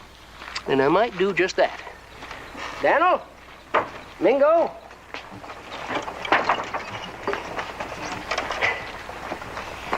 You'll tell him it's true, won't you, Pa? Israel here has been spinning some tall tale about how you got a fellow over to your house. Says he's over 400 years old. Well, now, Israel, you shouldn't exaggerate like that. I don't figure it could be a day over 300 myself. That's more like it. 300? Doggone it, Daniel. Ain't it bad enough you got one liar in the family? You see how Israel come by his... Uh-oh. Looks like we have company. You know who it is, Daniel? One in front's dull knife, a Shawnee medicine man. The other three are his brothers. I wonder what they want. I think I know. Israel, you stay put.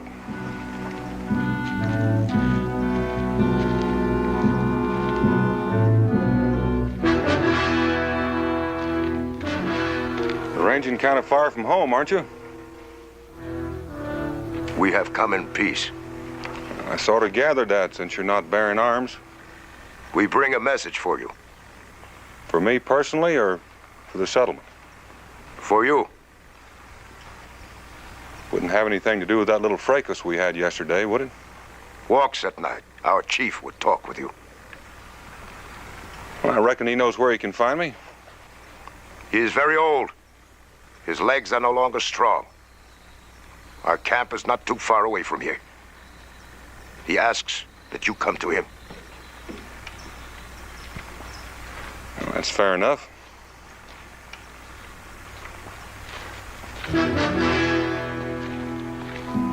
I wonder if the gods told Zapotec about this. I wouldn't want to bet against it.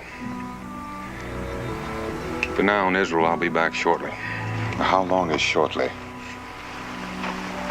Oh, give me 2 hours with the sun. If I'm not back within, come looking for me. Pa!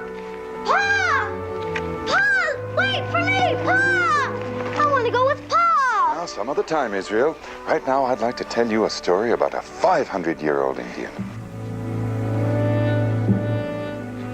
A 500-year-old Indian?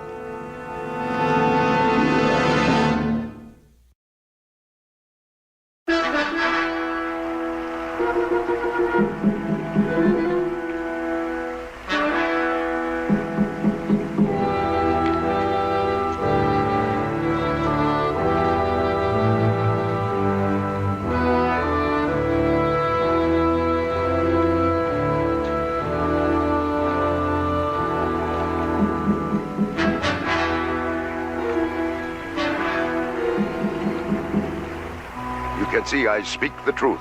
Our chief is old. I will speak for him. Sounds reasonable. Arunta.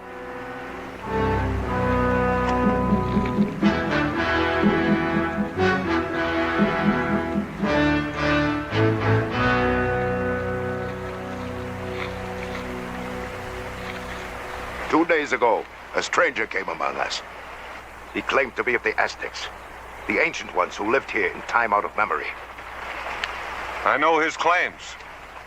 He wished to travel south, into our forbidden ground. And when we refused, he fought with us. He wounded many of our warriors. I expect you did. We do not wish to have trouble with the whites. That's why we have summoned you, to warn you. To warn me? The ancient one said when he went south, you would accompany him. This stranger told you that I would be here 2 days ago? He told us. How do you know it was me? He knew you. You are the great white warrior. He claims the gods caused him to dream. He claims he saw you in this dream. So I've been told.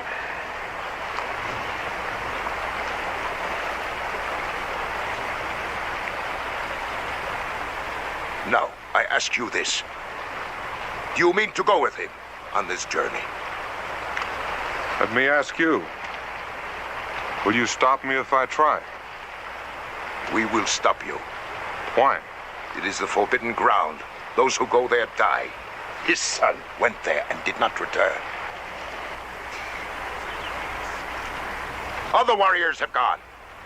None have come back. Only one among us has gone there and lived.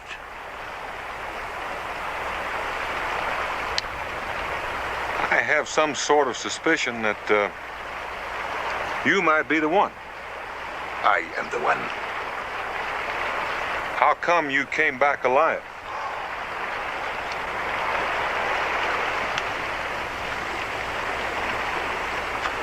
My medicine was strong. The ancient one you speak of, his medicine is strong. His dream was strong. He saw me in that dream. My medicine is strong. You will not come back.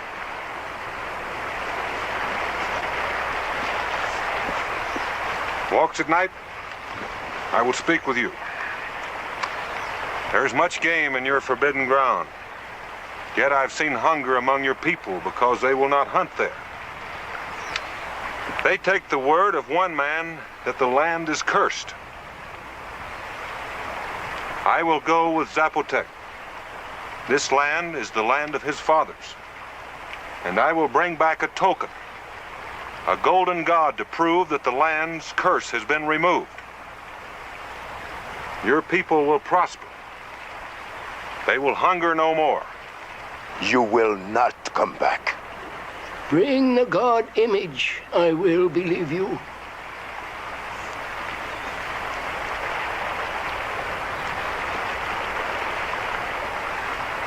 You seem to be making this real personal. So I'll just warn you. Don't crowd me too close.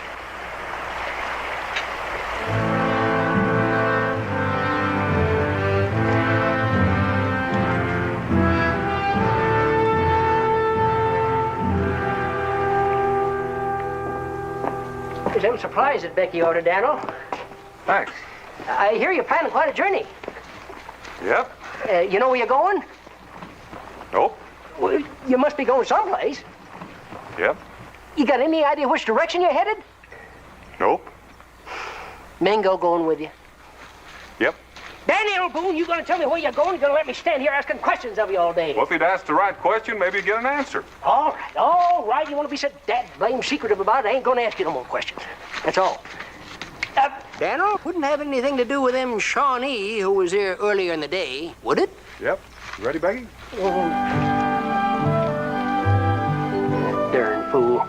If I had a wife as pretty as Becky, I'd stay home once in a while. Oh, have you ever noticed how beautiful this valley is? Noticed it the first time I ever saw it. That's why we settled here. Then why don't you try staying home more often? You know, you might find you enjoy it.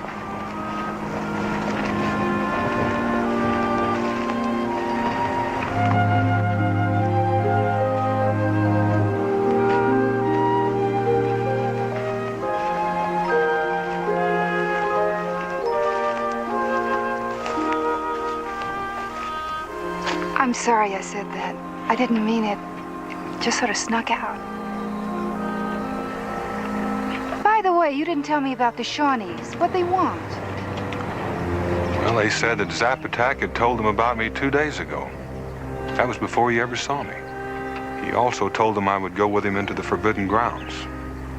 I suppose you're going to go and make his prophecy come true. Looks that way. He didn't, by any chance, tell them that you'd come back safely. Guess you didn't get that far. Wish I could go with you. You will, someday. Oh, Dan, is it pretty country? What little of it I've seen. And you have to go see what lies beyond. Reckon I do. Oh, I wish I'd been born a man so I could go and explore and open new lands.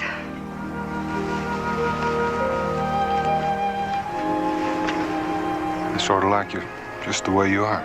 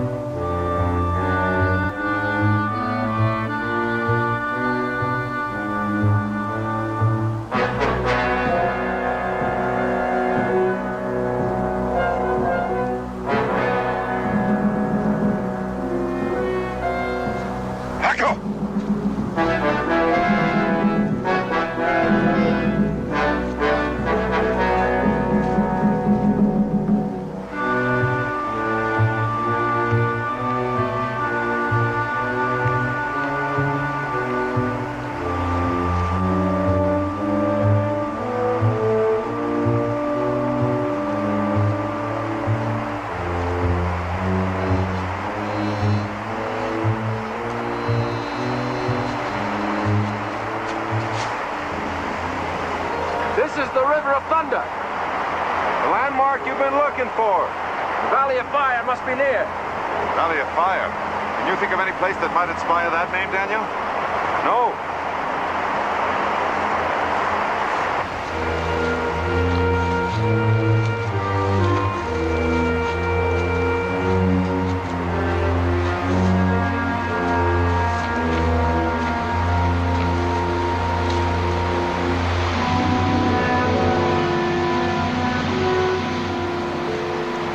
better on the other side of the falls.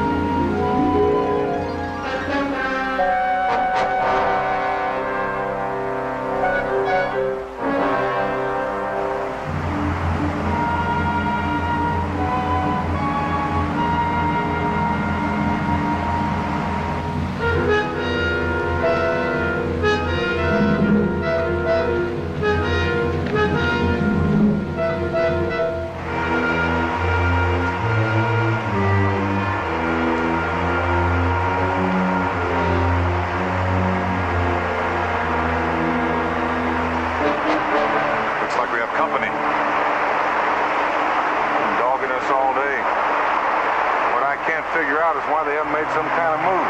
There's nothing to fear. It was in my dream. There's no harm helping your dream out, little.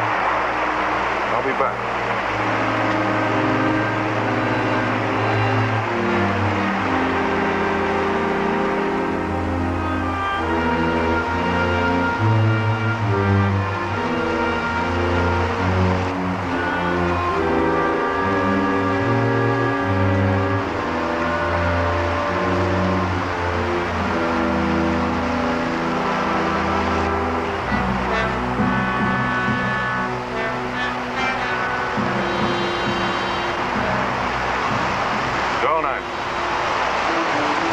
You won't need those guns.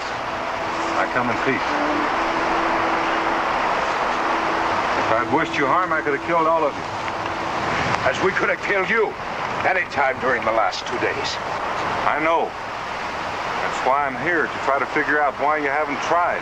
I had hoped you would heed our warning and turn back. The only warning I've had has come from you. Walks at night has given his permission. Walks at night has never been in the forbidden ground.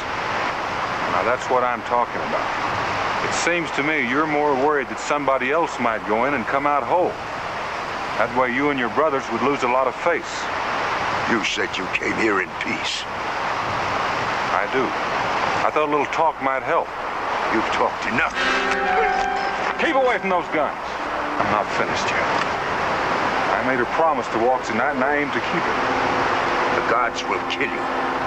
I'll take my chances. I think I'll just pull your teeth.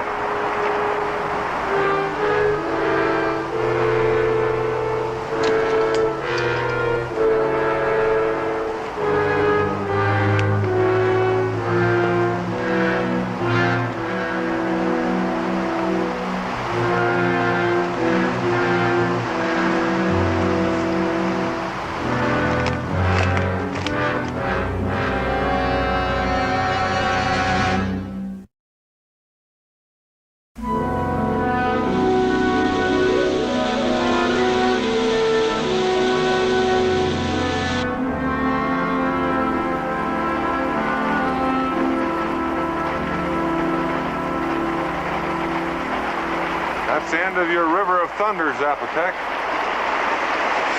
Yes, and so far we haven't seen any Valley of Fire yet. Listen! The Guardian Eagles. The Valley of Fire lies that way.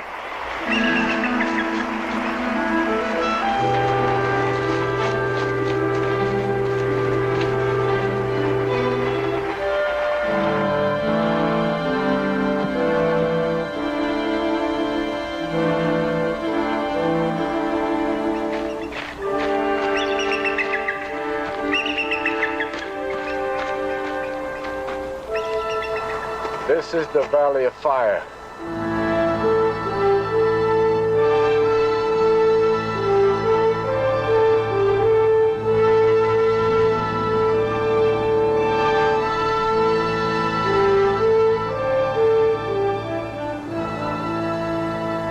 valley of fire. Where the demon spirits dwell, in the form of eagles. The gods warn our enemies to stay away. We will not be harmed. This is the home of my fathers.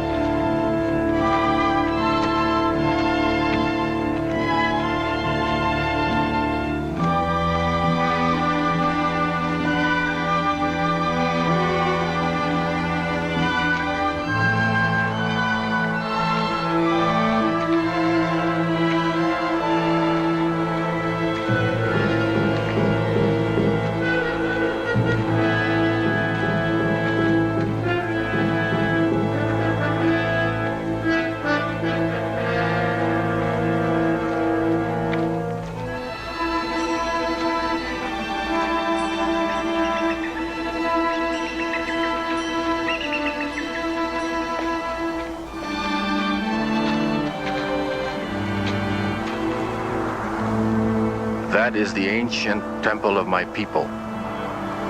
These are the burial mounds.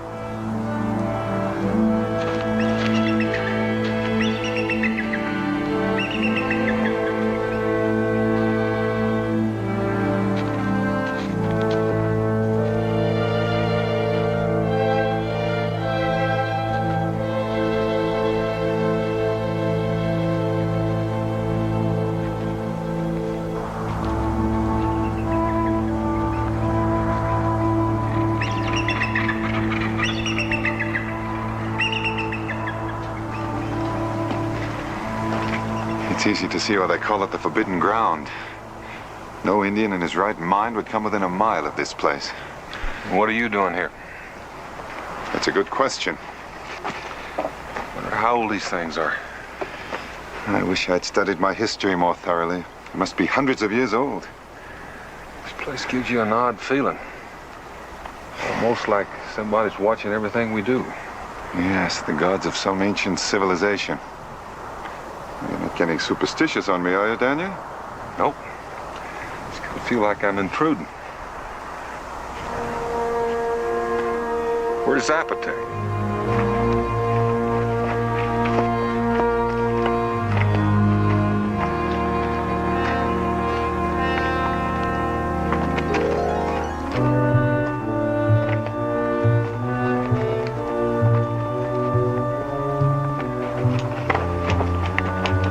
This is the altar of the Ancient Ones. The sun god will be in the shadow of the sacred mountain.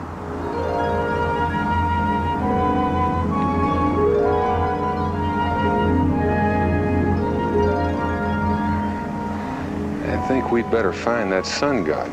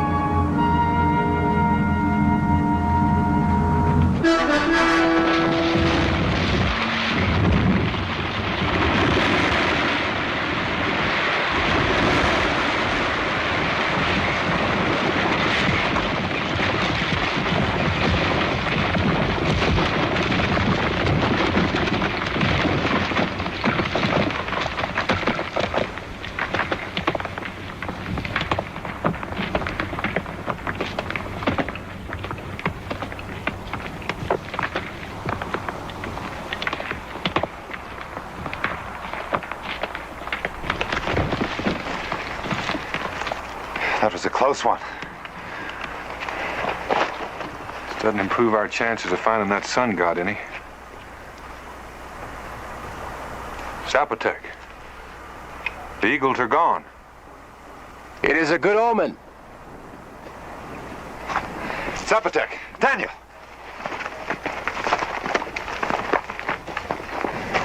Look, under the altar rock, a tunnel. The gods have shown the way. I'd best go with them, Daniel. That old tunnel looks treacherous.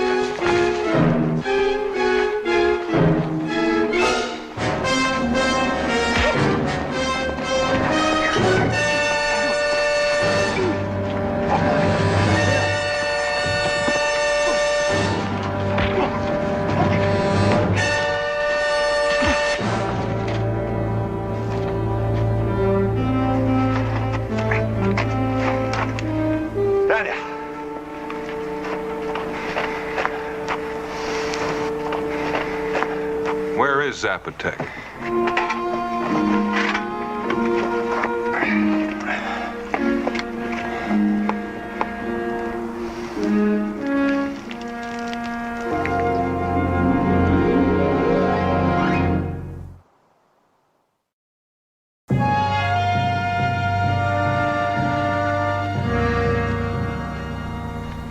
Walks at night, again I speak with you.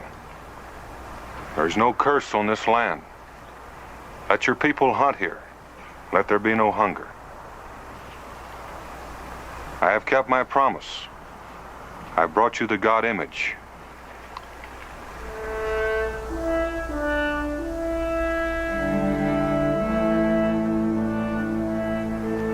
This one of the ancient tribe has given you back your lands. Live here in peace, as my people did before you. The white warrior that brought me here. See that he gets home safely.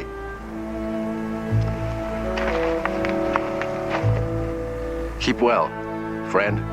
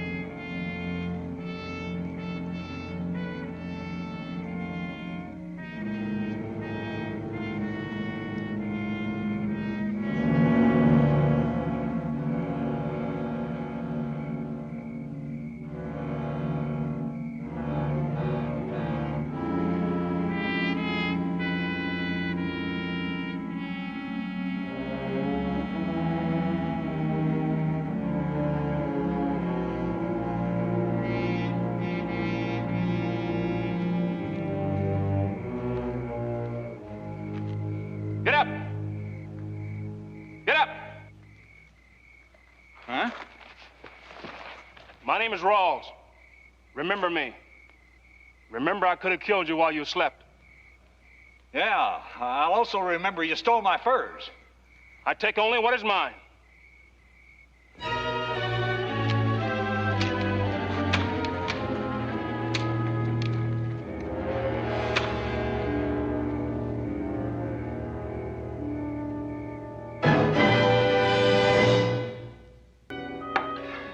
I got a good look at him in the moonlight.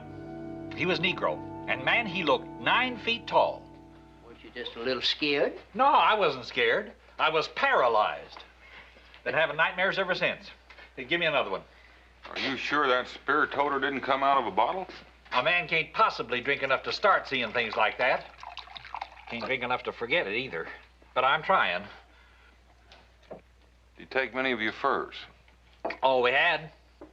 What I can't understand is how 3 grown men would just lie there and let somebody come along and steal their furs without even firing a shot. Did you ever try touching off a rifle without having any powder in the priming pan? No, can't say that I have. Well, I have. It don't work. Someday when you have a little spare time, I'll be glad to show you the proper way to load a gun. You can laugh if you want to. But those guns were loaded when we went to sleep. He made very sure that he emptied all the pans before he woke us up. Did you say he woke you up? I did. Are you trying to tell us he did it on purpose? I hope to kiss a pig he did. That don't make any sense. No sense at all. Seems like he wanted to make dead sure we got a good look at him, so there wouldn't be any doubt about who robbed us. Rawls, he called himself. Said it real loud so we'd remember it.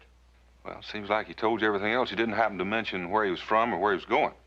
I didn't get a chance to ask him. By the time I got my gun loaded, he was gone. He must have left some tracks. Oh, he did. They went one way and I went the other. Seems to me you'd followed him just out of curiosity. And take a chance on getting him annoyed? Man, I don't aim to die with a spear sticking in my back. You just said that he could have killed you in your sleep, if that's what he had in mind. He let me go the first time. Why should I press my luck? I thought I'd heard of every fur thief between here and New Orleans. But that's the first time I ever heard of any Negroes. What do you make of this, Daniel? A runaway slave. Thing I can't figure out is what he'd want with furs. Not any place he can sell them. Unless he's trading with the Indians. No, I'm sure I would have heard. Or somebody selling them for him. Now, that's possible. You got any idea who that somebody is, Daniel? Nope. But I got an idea it'd be good to find out. You got any spare pelts around? Well, got a whole storehouse full. Why? Get me a couple of bundles of prime beaver. What for? Well, if you're going to trap a bear, you need some bait. Now, wait just a minute. I paid good money for them furs. How do I know I'll get it back? You don't? You go ahead and get them, Cincinnati, so I'll pick them up in an hour or so. But Daniel, Does he figure he can bring Rawls in all alone? That's the way it sounded. He's crazy. You'd be surprised how many people in the past have had that idea, and how many of them were wrong. See you soon, Cincinnatus. Mingo? Well, you gonna pay me for this, or are we gonna scuffle for it?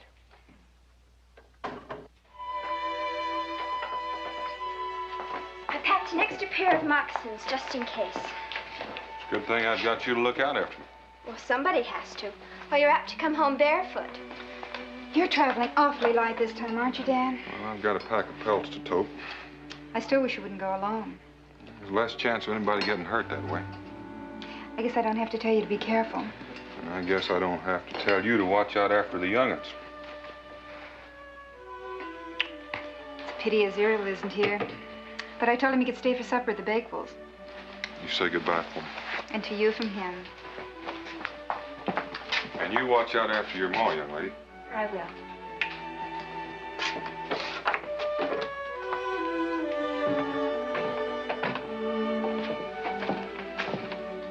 I'll keep a light burning in the window so you won't lose your way. I'll be looking for it. Oh, and keep your powder dry.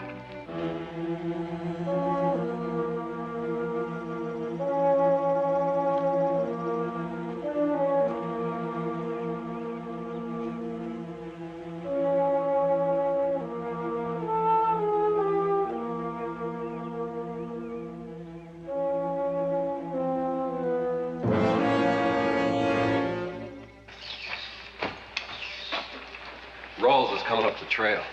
You alone? As far as I can tell. Well, make sure he isn't being followed.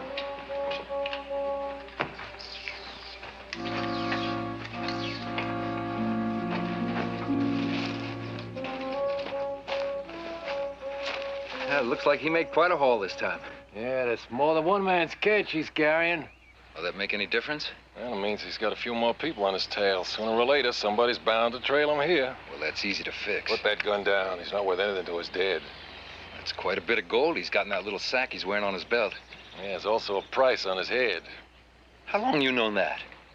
Since I took that last load of furs into Salem. Why you keep it to yourself? Because one of you would have tried to take him in by now and lost us all the money he's brought in on furs. But when do we sell him back?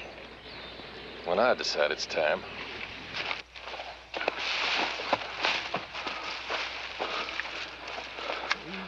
Not bad, not bad. They're all prime pelts. All right. Give you 10 guineas for the lot. They're worth 10 times as much. Take it or leave it.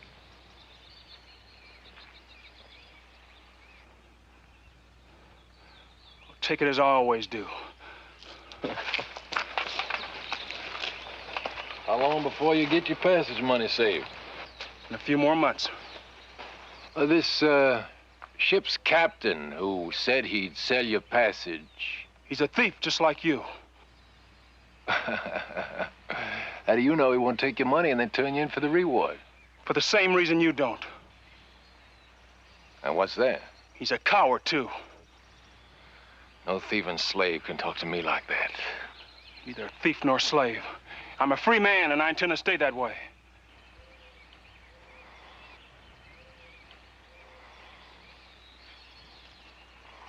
You want more furs? Still in the market.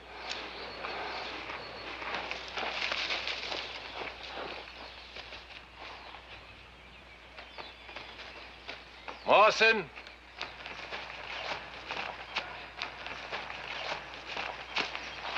Keep an eye on him. I don't want him running out of this. And I don't want anybody else to get that bounty. Well, why don't we take him now? He's about outlived his usefulness as far as we're concerned. No, not now. Time's not right. You mean it's still daylight, don't you? He might see you coming. What do you mean by that? Well, now, I might mean I think the Rolls has got you scared. What's going on out here? Nothing. He just got his hackles up a little bit. Now go stick on his tail like I told you. It's worth too much to us to let him get away.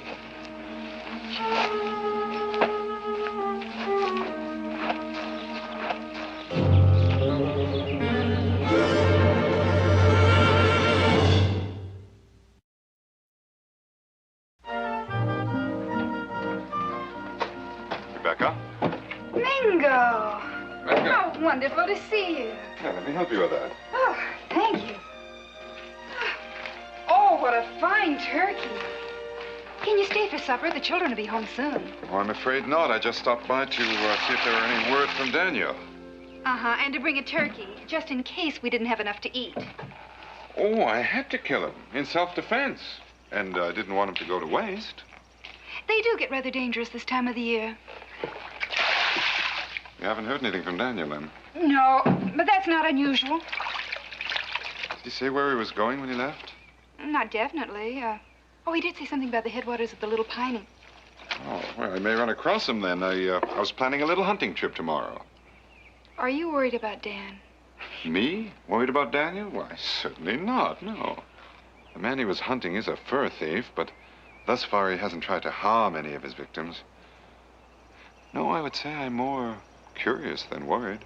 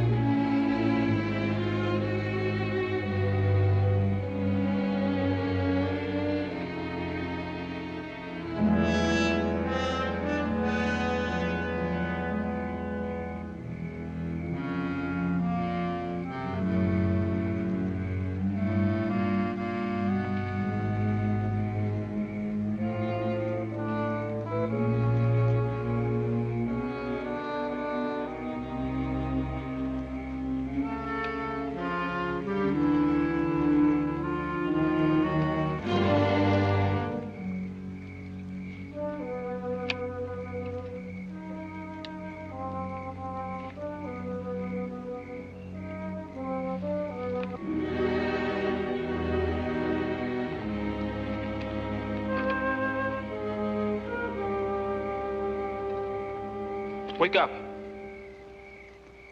Wake up.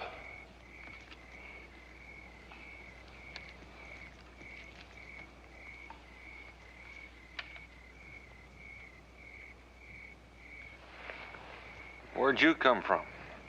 My name is Rawls. Mine's Boone. Daniel Boone. Glad to know you. Aren't you afraid of me? Why should I be afraid of you? If you meant to kill me, you'd have done it while my back was turned to you. I have your furs. I see. I'd like to talk Stay to you. where you are. Besides, those furs you're stealing don't even belong to me. I'm not a thief. I guess that depends on how you look at it. But from where I'm sitting, you look like a thief to me. Is it thieving for men to take what is rightfully his? Well, no, I don't suppose it is. Then I'm not a thief. The white men took my freedom and brought me to this country. I want my freedom back. I want to see my home again. These are my rights, and I'm claiming them the only way I can. You make it sound sort of logical. The only thing is, by taking something you say belongs to you, you're taking something that belongs to somebody else.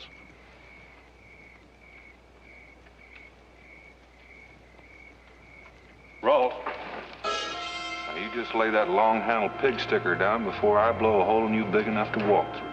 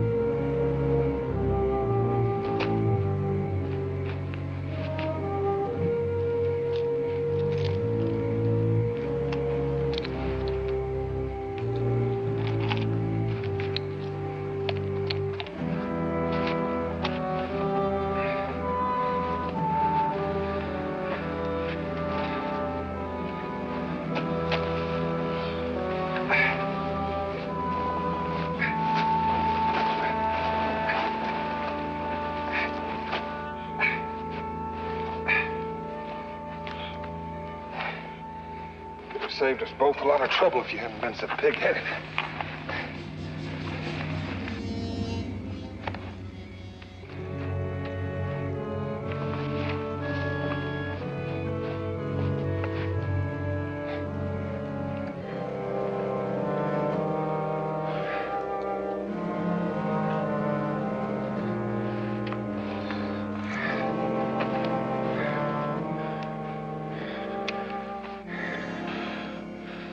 Nasty-looking cut.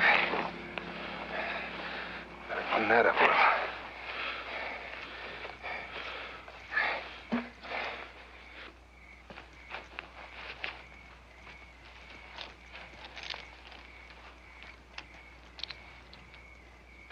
I've been kicked by mules. Didn't pack the punch you have in your fist.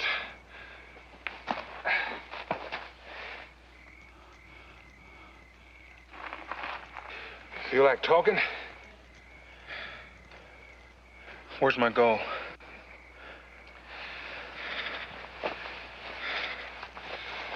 It's right here. And you call me a thief? Well, you'll do till one comes along. Now, about this gold, I wasn't planning on stealing it. Why'd you take it then? Well, I was considering giving it back to the men whose fur you stole if I could find out who they are. I don't know their names. Well, now, that's what I call indiscriminate thievery. At least you didn't rob any of your friends. I have no friends. Well, that's easy to understand. What have you been carrying on? Who'd be friends to a slave except another slave? I don't know. I never thought much about it. How come your name is Rawls? Is that your master's name? I have no master. Well, it may be true, but you've got somebody willing to pay a lot of money to get you back. For a while, I thought you might be different. Different from who? From all the white men who turned me in for the reward. You might have been right about that. I'm not interested in the reward. Why'd you set a trap for me then? Well, you might say I'm dead set against thievery. How else would I get passage money back to Africa? Well, you might try working, a little honest trapping. Where would I sell my furs? Same place you've been selling them. Which brings up a good question. Where have you been selling them? To a man named Charbon. So Charbon's back. You know him? In a manner of speaking. I ran him out of the territory once 2 or 3 years ago. Don't suppose he overpaid you? No. And I'm surprised he didn't turn you in. He would have, given enough time. Where's he hiding out? In a cave not far from here. You can show me in the morning. Why should I? Well, maybe you'd like to get your gold back. How do I know you'll give it back to me? You don't. But you can try it and find out. You're gonna have a little trouble sleeping all tied up like that. If I were to turn you loose, would you give me a word not to try to get away? Well, I was afraid you'd take an attitude like that. You may need this more than I do. It's apt to get a little cold before the sun comes up.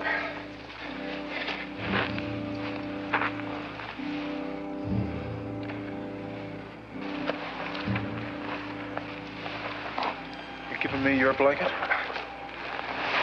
I don't want you to freeze to death. I got an idea you'll lead me to Charbon in the morning.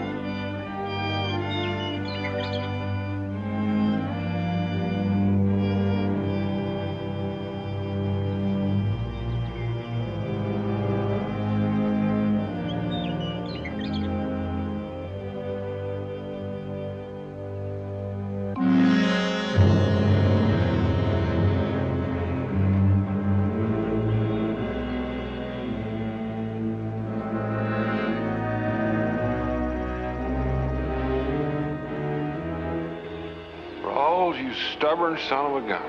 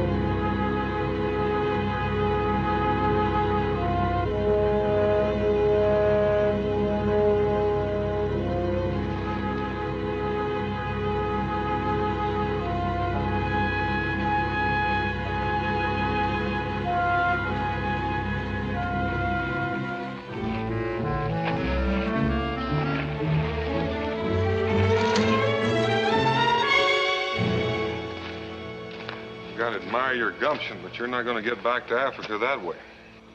I ask no help from you. Let me be. Well, if I do, you're going to die. At least I die a free man, not a slave. And you haven't told me where Charbon is yet. Find him for yourself. Well, I probably could do that, but it'd take me a little longer. First, what do you say we have some breakfast?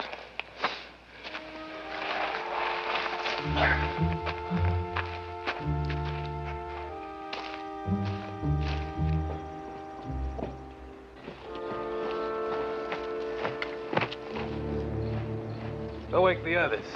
There's a chance we might be moving soon.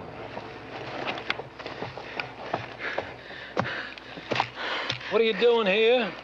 I thought I told you not to lose that slave. I didn't lose him. And why'd you come back? Somebody took him. What do you mean, somebody took him? Will you let me get my breath? I have been traveling all night. And rest later. I want to know who took him. How many of them were there? Just one man. One man. And you let him get away with it. That's right. I let him get away with it. And you would have, too. His name happens to be Daniel Boone. Boone. And what would he want with a runaway slave? Well, I didn't ask him. Boone? Who is this Boone you're talking about? I asked Charbon. Daniel and him are old friends. Well, who is it? Oh, he's a farmer from over on the Kentuck River. I owe him a little debt from some years back. You owe him a bigger one now. Looks like he gone and stole our bounty money. You know, it might be he done us a favor after all. Give me a drink of rum, Hopper. I got a little thinking to do.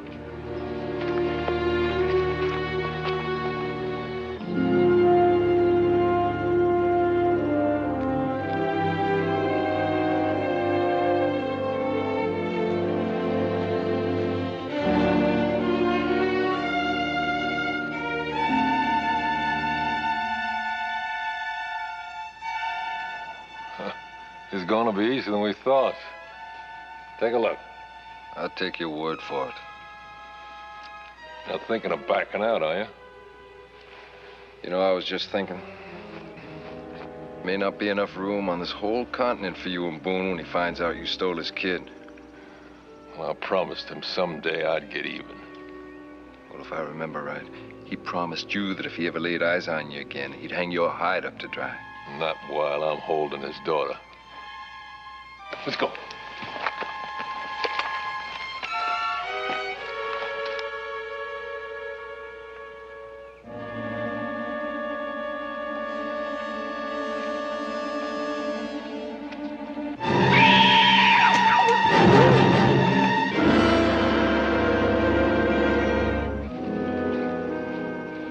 I ask you just one more time.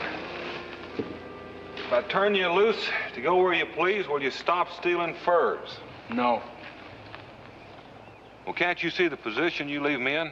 I don't want to take you back where you came from, and on the other hand, I can't leave you to roam these hills taking other people's property. You don't give me any choice. If I lead you to Charbon, will you let me go?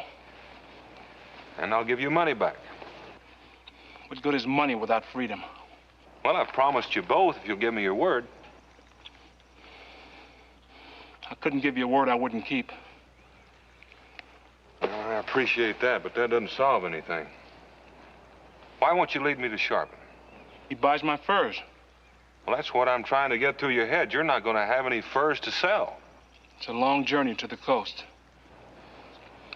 I grant you that. I'll escape before you get me there. You'll have to kill me. Probably have to be the latter, because I'm going to keep you tied up all the way. Had enough to eat? Yeah. Get on your feet.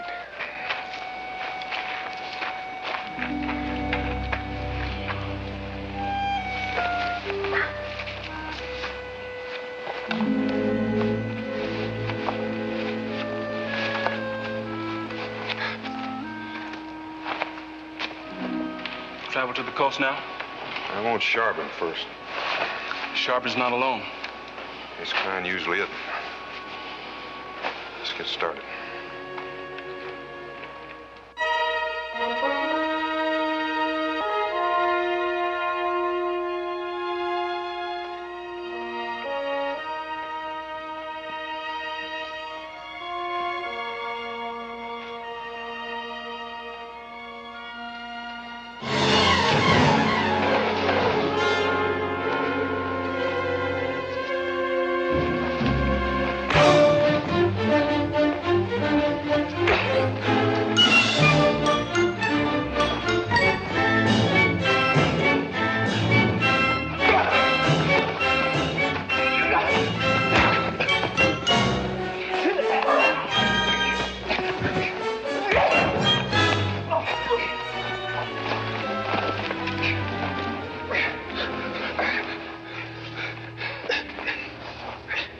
How you doing? Fine, as long as you don't let go. I feel like I got a bear by the tail and don't know how to turn him loose. Just hold on tight and I'll go find a club somewhere. If we can get his legs tied, maybe he'll calm down.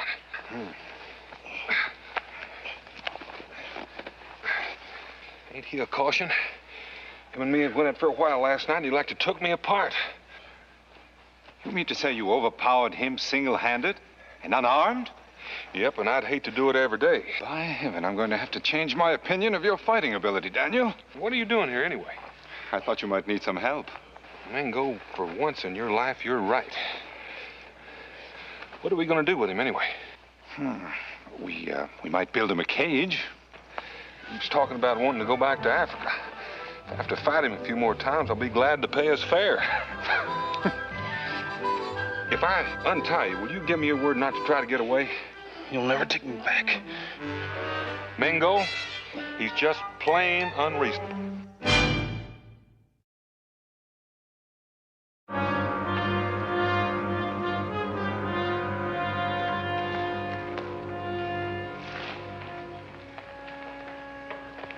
Seen any tracks, Natus, or any sign of her? No, nothing yet.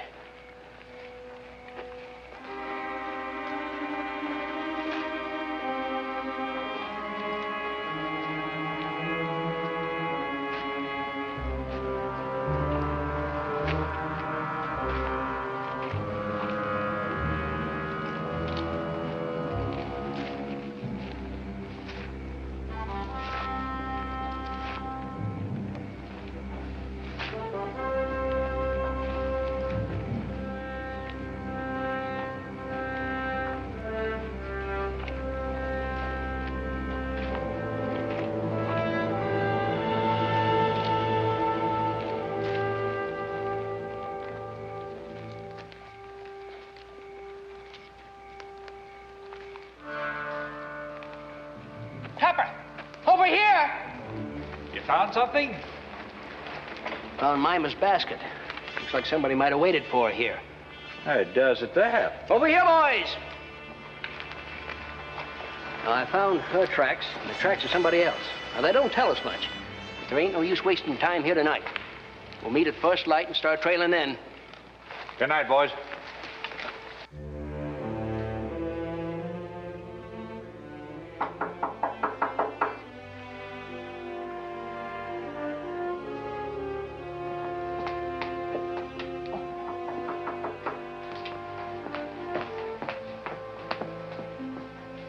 Who is it?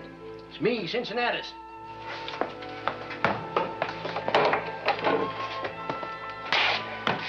You didn't find her? Nope. We found enough to know that she ain't been hurt. Leastwise, not by an animal. Tell you the truth, Becky. We're afraid she's been kidnapped. Kidnapped? That's the way it looks. Why? I don't know. Somebody must have a real good hate for you or Daniel. Yes. Yes, of course. Oh, Cincinnatus, you must be dead tired. Sit down and I'll get you a drink. Dan has some rum around here someplace. I'd be mighty grateful.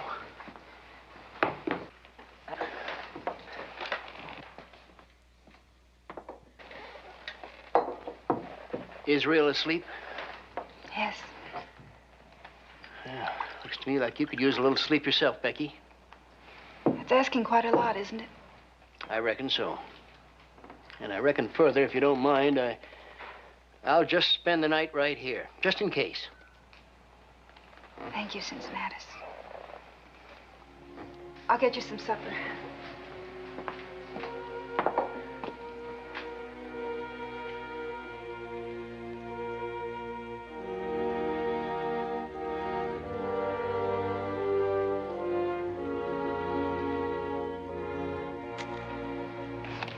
I hate to do this, but this is the only way I can make sure you'll still be here in the morning.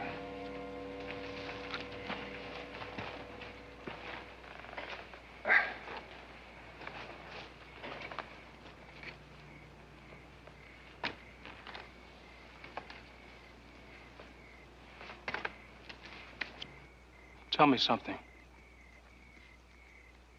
How can you and an Indian be friends? What's so peculiar about that? You're not the same color, or the same race. Your people fight against each other. Well, a man's what he is regardless. I don't think race or color has anything to do with it.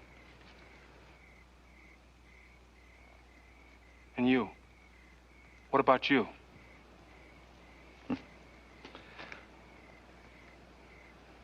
If I were blind and you were to touch my hand, how could I possibly know the color of your skin? Does that answer your question? I don't know. White men sold me into slavery. How could I ever be his friend? Well, I don't like all Indians, for that matter. Depends on what you're looking for. Would you die for your Indian friend? I can answer that. Daniel has saved my life many times, and at the risk of his own. It goes both ways.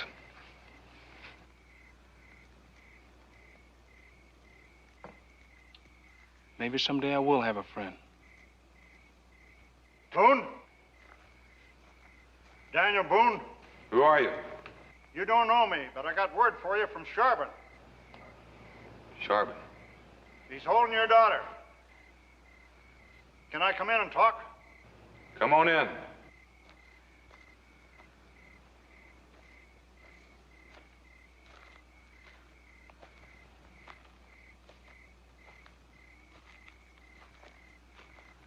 Now, what's this about my daughter? Charbon's got her. He wants to make a deal with you. Daniel, wait. You'd better hear him out. All right, I'm listening. Well, Charbon figures you were cutting in on his territory when you caught the slavey here. He's willing to make a trade. What kind of trade? Your daughter for rolls and all the furs you got. How do I know you're not lying? Did you ever see that before?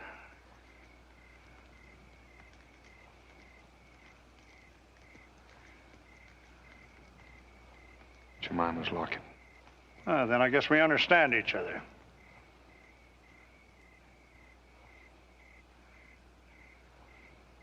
What do you want with Rawls? He's worth a lot of money, Mr. Boone. Ain't that why you trapped him? That makes no difference. Well, do we make a deal?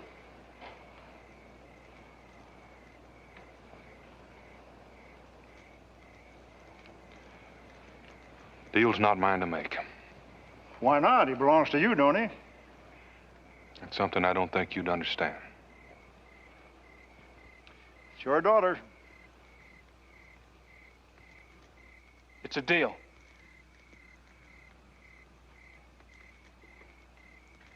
Do you know what that means to you?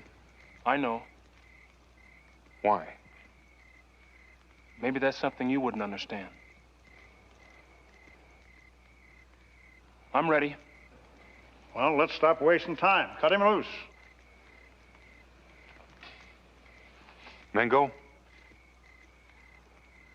He stays here until I see Jemima alive and well.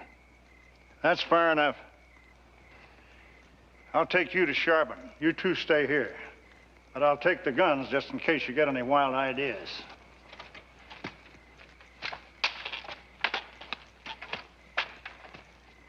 Will he be coming back? Well, that's up to Charbon. If he doesn't, how can we tell if the girl is safe? He'll bring Jemima to you, Mingo. Or the deal's off. Do you agree? I agree.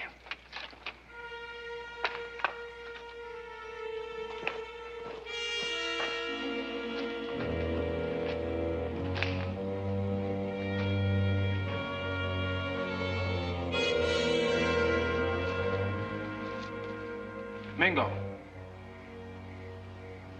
Yes. this is a trick to get Boone alone. Charbon will kill him. I know. Is this your kind of friendship that you offer him no help? Give me some time.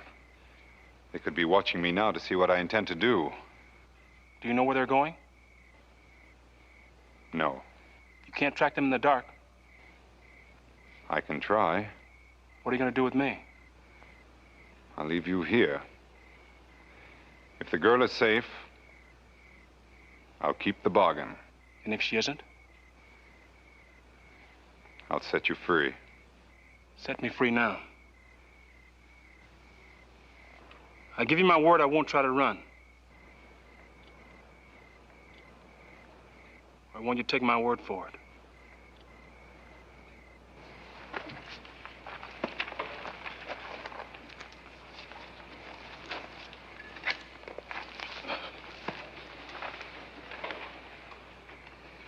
You can put away the knife.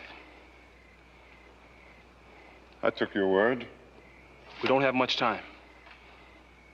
Time for what? I know where Charbon is. Why didn't you tell me before I turned you loose? I might not have done it. And your friend might have died. A man's word of honor isn't bought. It's given. I must remember that. Let's go.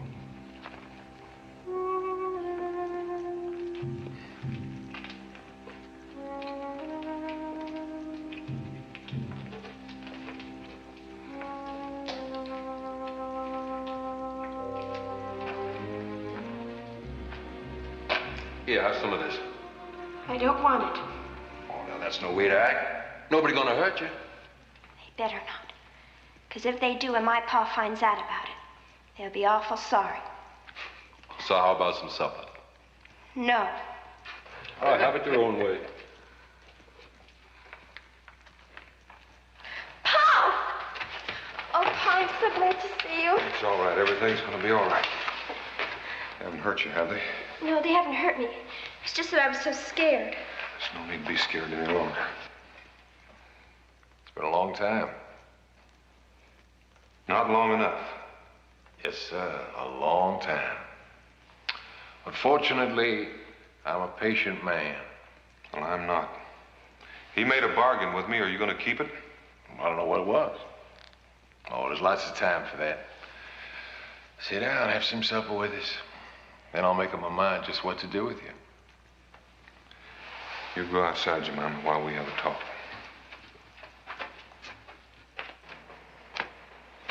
What are you doing out here? My pa told me to come out.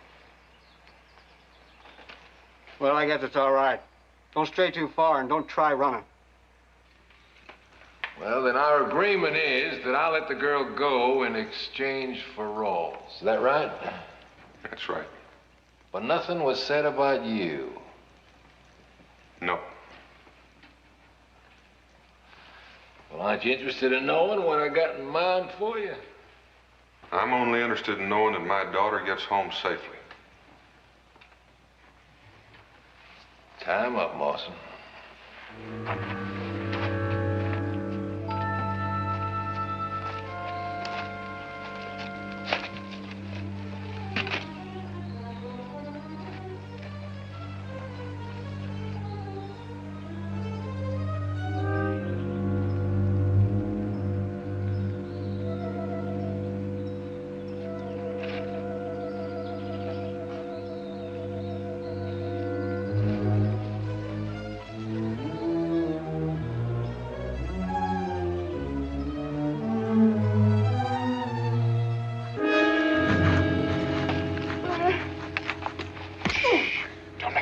Jemima.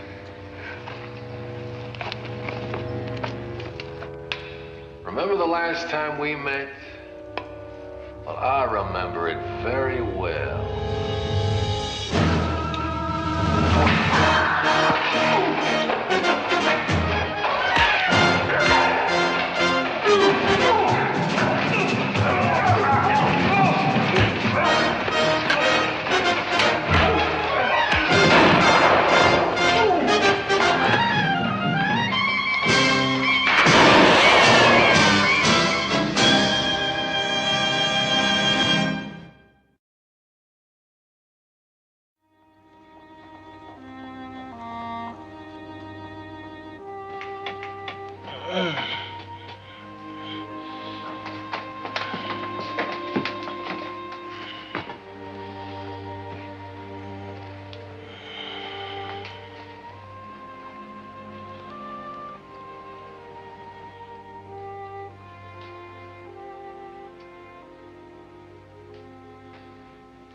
How do you feel? All right. Takes a lot of lead to kill a free man. A free man?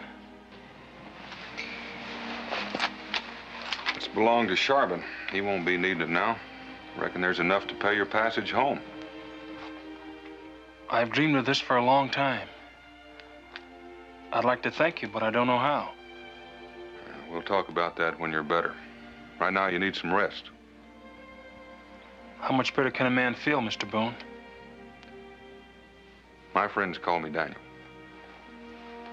Daniel, how much better can a man feel?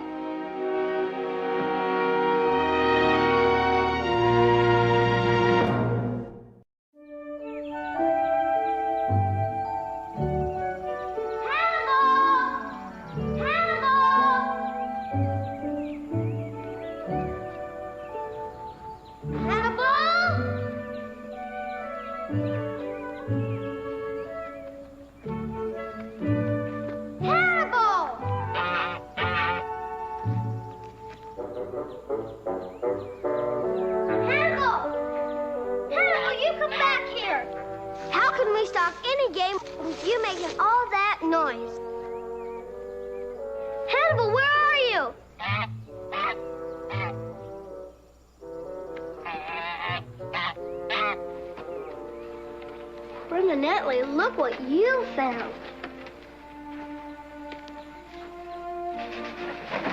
Gee, sure dark inside, ain't it? You better come out of there. Might be bears, or maybe even ghosts. We better get on home and tell Pa. He'll most likely... Hannibal, you come back here. Well, I reckon if you ain't scared, I ain't either. Of course, Pa says he never even saw a ghost. But he never came in this cave either.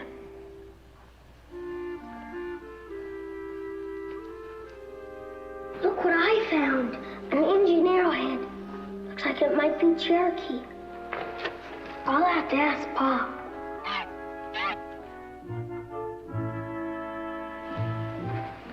What'd you find now? What is it?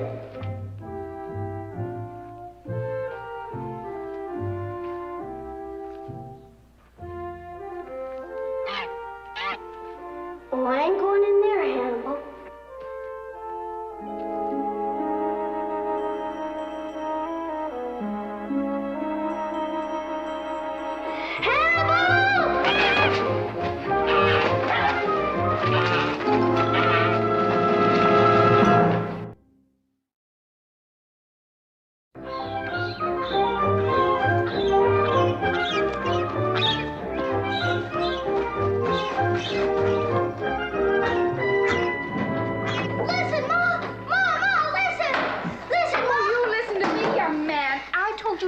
Not to slam that door and pick up that stool. But I found a ghost. Israel Boone, you promised me.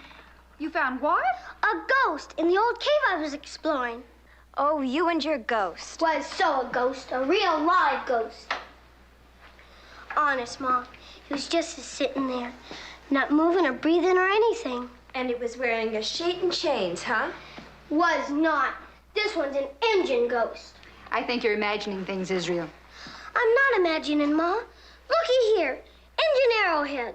A real nice one, too. Nice? It belongs to the ghost.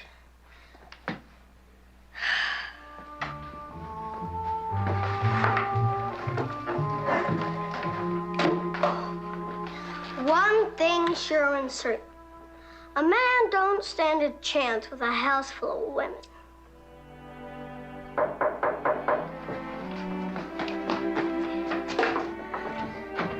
Howdy, Israel. How you be?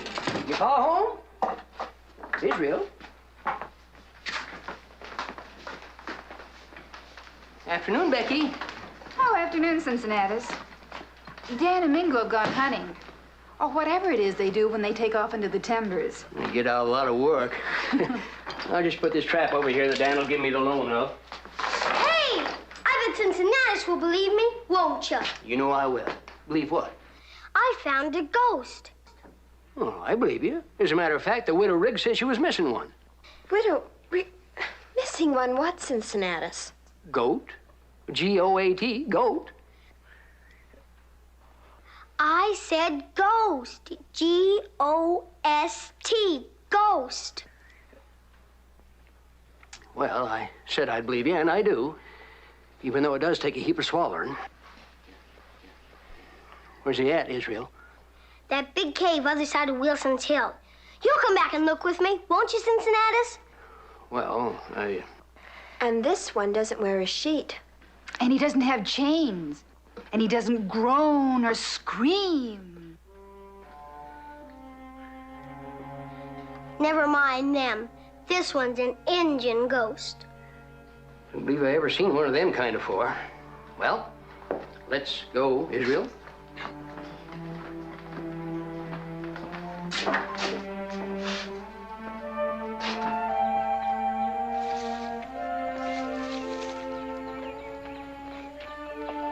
In there. In there, huh? Well, I guess we best not disturb him. Scary, ain't it? Well, if you believe in ghosts and things like that, I reckon it could be. You mean you don't believe in them? Well, of course not. Let's go in. Yeah, well, stick close. Not that close.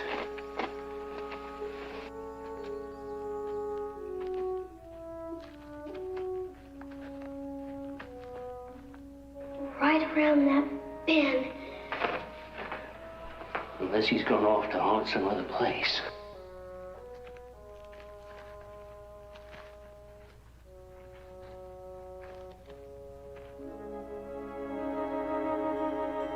What'd I tell you?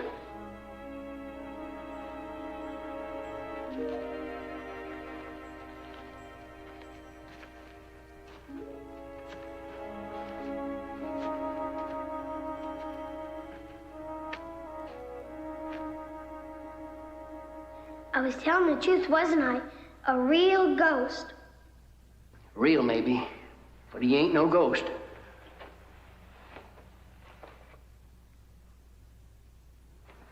You real bad sick? Well, if you tell us what's the matter with you, maybe we could help you. Maybe he's taking a vow not to talk to pale faces. Maybe. Is he dead? His heart's beating, just barely. This engine's near starved to death. How come? I don't know. Maybe he's trying to hide from somebody.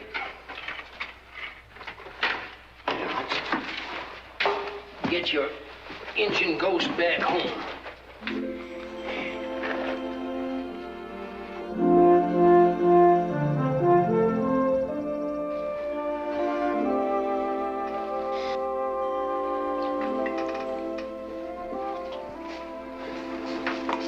Well, that's enough for now. Poor old man, he's nothing but skin and bones. Come to think of it, I ain't had much to eat myself, Becky. That stew you got cooking there? You think he'll live, Ma? I think so, Mama. We'll just let him sleep here by the fire. That's the best thing for him. Well, I reckon I'll be going. Ain't nothing to keep me here. That is stew you got cooking there, ain't it, Becky? It's the second time you said that, Cincinnatus. Now, why don't you just say right out you'd like to stay for supper? Well, come to think of it, I'd be mighty obliged. Mama, set another place for Cincinnatus. Sure wish Pa'd get back. I'd like him to see my engine. He is not your Indian, young man. He's not anybody's Indian. Just a poor, starving old man. He is so mine. I found him, didn't I? And I'm going to keep him. You are not going to keep him, and I don't want to hear another word about it. I'm going to find Pa and ask him. I bet he'll let me keep him. Israel Boone!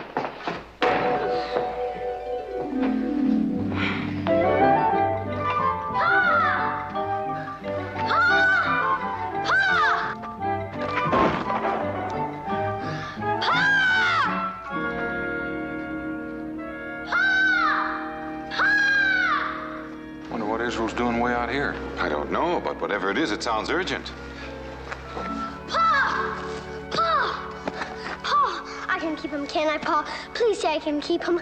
Ma says I can't. Finders keepers, aren't they, Pa? Well, now, if you'll just calm down, I might be able to give you an opinion. What is it you found, and what is it you want to keep? I found an engine. A what? An engine. A real old one in a cave. In a cave? Daniel, are you thinking what I'm thinking? What are you thinking, Pa? Well, I'm thinking that if you found an Indian, you just may have found a peck of trouble. Now, let's get on home.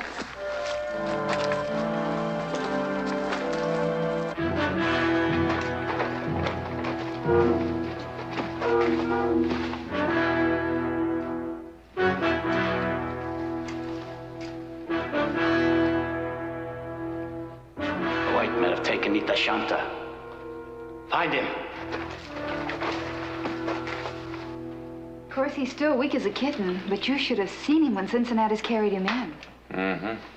What else was in the cave besides him, Israel? Nothing, just bows and arrows and stuff like that.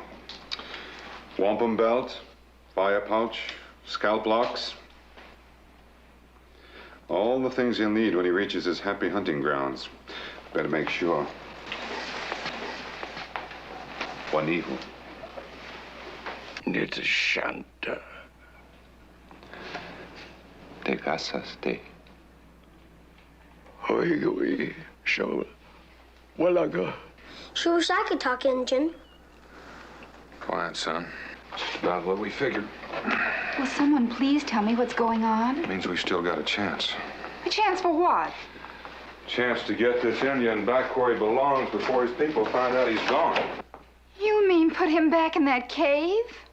It's exactly what I mean. You'll do nothing of the kind. He's a poor, sick old man. And he's not leaving this house until he's well and on his feet again. Becky, you don't understand. I understand enough to know that he'll die without the proper care. Will you talk to her? Maybe she'll listen to you. His name is Nitashanta, he who walks with dignity. The cave where Israel found him, that's his burial cave. Burial cave? Some tribes, it's a custom to put the old out to die. Oh, I've heard about that, but I never really believed it.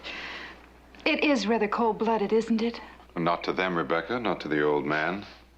He was purified by the chief and the medicine man before being brought to the cave. And he would have been content to wait there for death to come.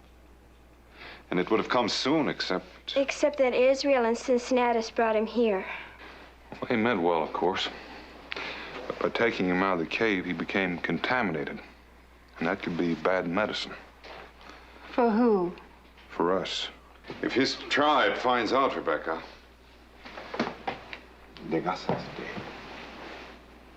Shuiga. Uimishaya. You see, it's the custom for the medicine man to visit the cave periodically to see if the old man has passed on to the happy hunting grounds. He doesn't know when the medicine man will come again. We best get started. But, Pa, he's mine. I mean, I found him, didn't I? And he's getting stronger all the time. You can see for yourself. And I figured he could teach me Indian talk and all sorts of things. And him and me would go hunting, and maybe he'd make me my own fire bag. Israel, I know how you feel. And I'd feel the same way myself. Try to look at it this way. We interfered with Indians doing something they've been doing a special way for hundreds of years. It's like saying they haven't got the right to lead their own lives, to keep to their own ways. Now, you never would say that, would you? Well, I didn't think you would. But maybe the Indians wouldn't understand that. And you wouldn't want your Ma or Jemima or anyone else to come to harm because of that, would you? So what are we gonna do? Put the engine back in his cave.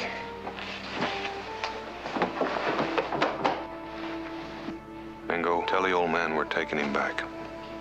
I hope you didn't throw his blanket away. We've got to put him back in that cave so it looks like no one's ever been there except him.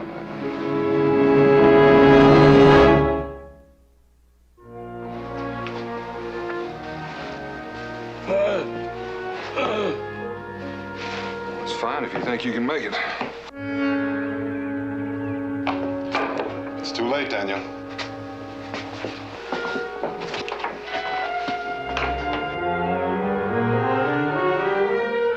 Watoa.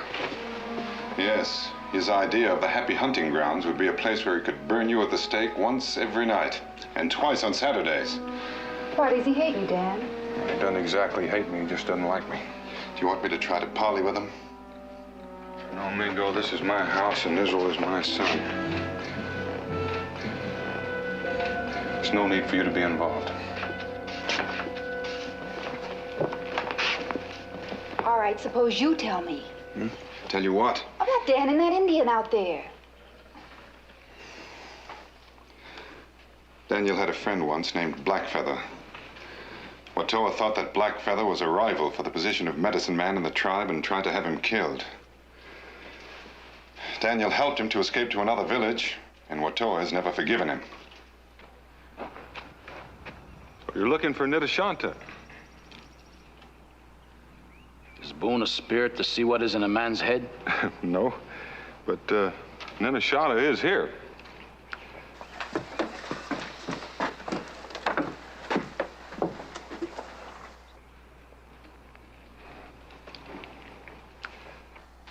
Do you think Dan can explain?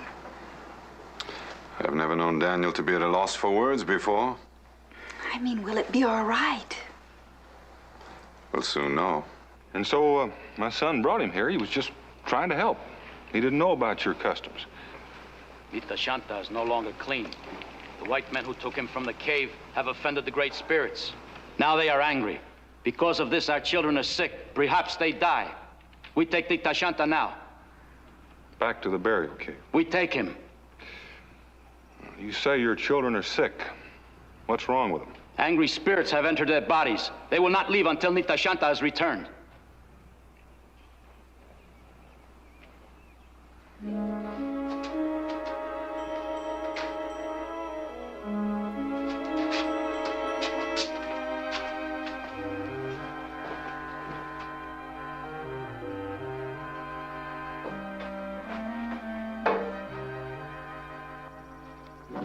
What'd they say? Don't fret, Becky, but I couldn't get the medicine man to say they'd put him back in the cave. Well, that's understandable. For the medicine man, that cave is defiled now. And so is the old man. They may just put him to death. No. He was dying in the cave, Becky. I expect we'll leave it up to Nitashanta. Go get him, son. All right, Pa.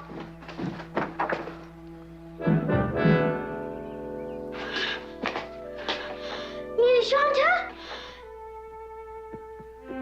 Nitashanta!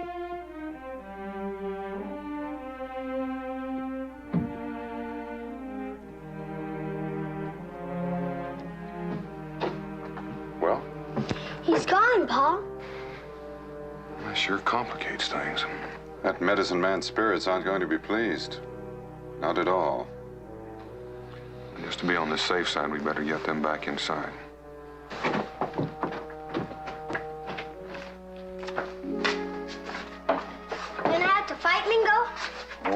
think so, Israel. At least I hope not.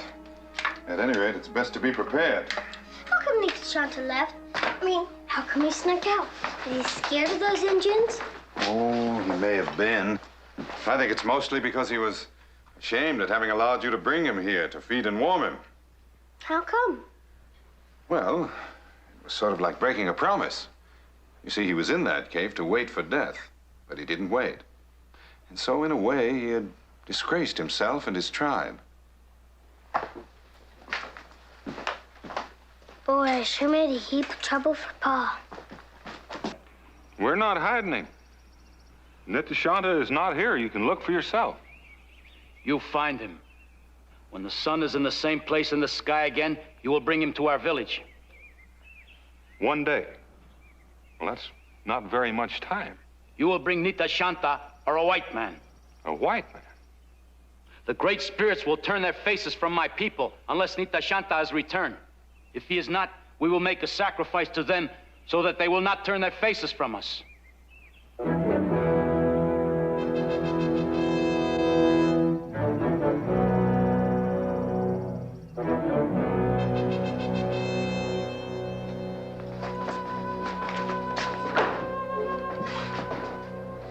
Is it all right, Dan?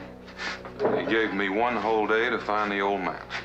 You sure couldn't have gotten too far, Pa. What if you don't find him? They'll be back. For a hostage to take Nita Shanta's place. That's for sure. I'm going with you, Pa. I got you into this, and it's up to me to help get you out. Oh, what are you waiting for? You stay, Mingo. I'd feel better if you were here.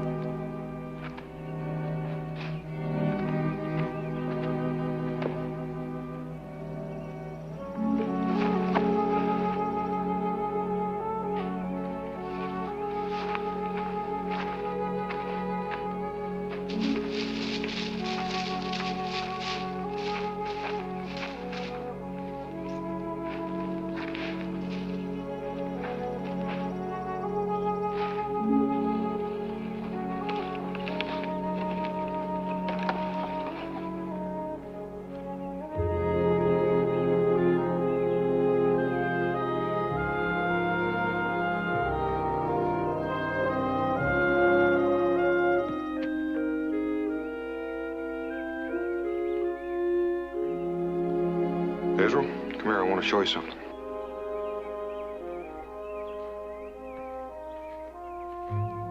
See that print? That's your print, Pa. How'd you know? Just saw you make it. Well, that's right, but there's more to it than that. You see, that's where I stepped down with my big toe. That's why it's deeper than the rest of the foot. Pa, you're pigeon-toed. That's how I can tell it's my print. But here now, how can I tell that this is the old engine's print? Well, when he was sitting by the fire, I noticed that the right side of his heel was worn. See, the right part of the heel is scuffed. Golly, Pa, you know everything, don't you? Well, I reckon there's one or two things I might have forgotten.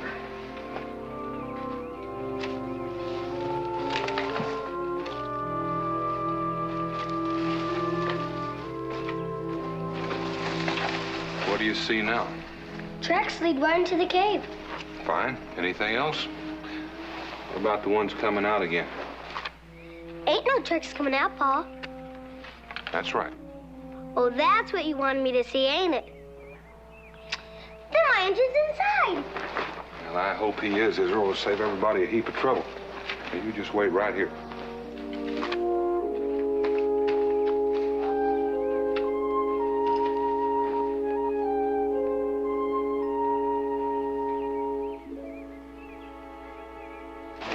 The place is empty. But the tracks! He was here, all right. Took all of his gear with him. But how could he? Like I was telling you. Simple when you see it done. Real engine thinking. When you say engine, you're saying smart.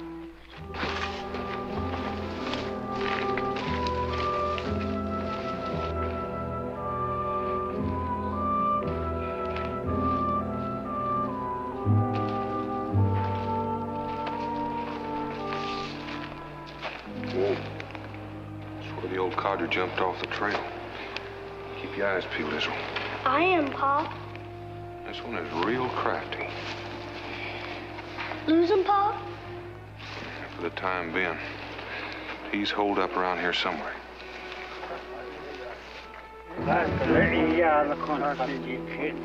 Israel, get behind that rock.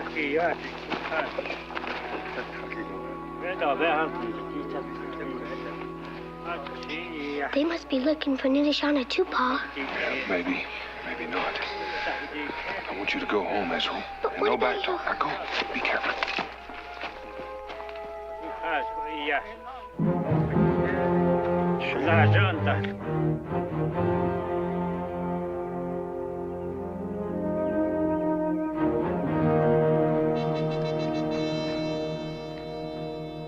That trail needed Shanta. Too late, Boone. Need sacrifice now. Already the great spirits have turned their faces from us. Our sacred stream runs dry. You come with us. Tell your braves to keep their distance. I'll come with you.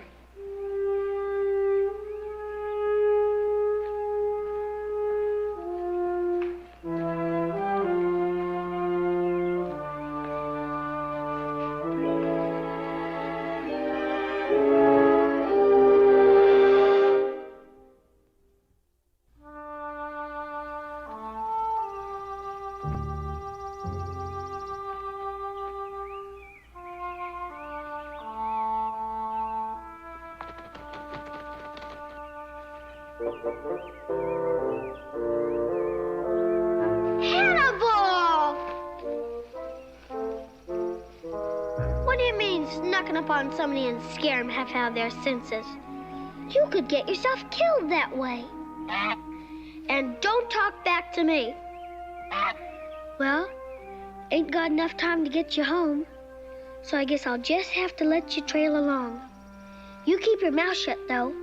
Come on.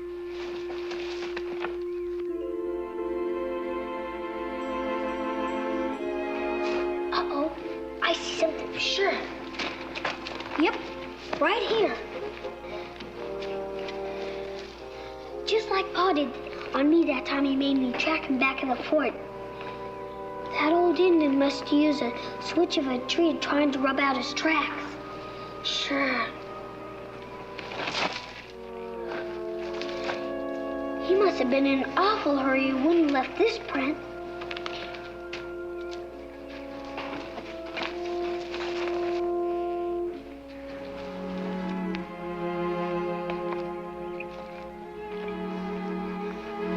Pa says he couldn't have been too strong. Pa says he probably couldn't have gone too far. Pa's always right. But where'd he go around here, Hannibal?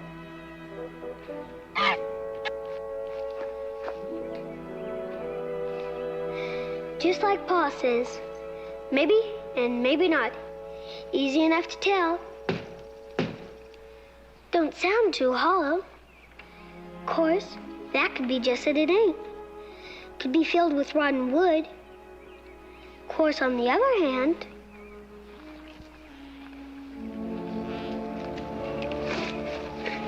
how? Me, Boone, meat tracked Nidishanta to take him back to camp, so Daniel Boone will be in no more trouble with other Indians. Me do sign language.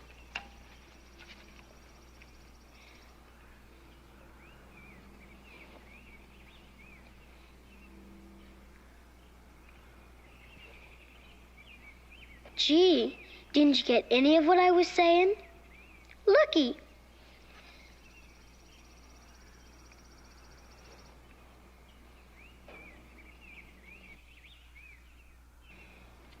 Probably you don't see too good. I'll try again. No. No more sign language. We speak your tongue. Why do you attract me to Shanta? I already told you. Didn't you see the Redskins, excuse me, I mean Indians, come after him? I saw Watawa. I saw him take the white man. Then let's go. I, Nita Shanta, take a vow of death. I broke that vow when you and the white brave took me from the burial cave. I have disgraced my tribe. Now I wait for the god of death to come. Well, if that don't beat all. We fed you, my ma washed your blanket, and we were nice to you. And now when we want a little help, all you want to do is lay down and forget about it. How many summers has the pale face seen? Me? 7. You read sign well for one so young. It is true what the young one says. I've eaten of your food. I have warmed myself at your fire. Now you want me to return with you. But my legs are no longer strong for such a journey. My legs are real strong. I will go back with you, my son. That's wonderful, Mr. Niyashanta. I'll be your friend for life.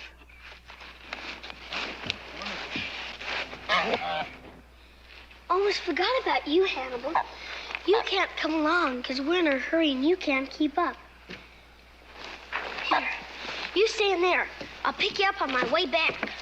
And this time you mind or I'll whack you good.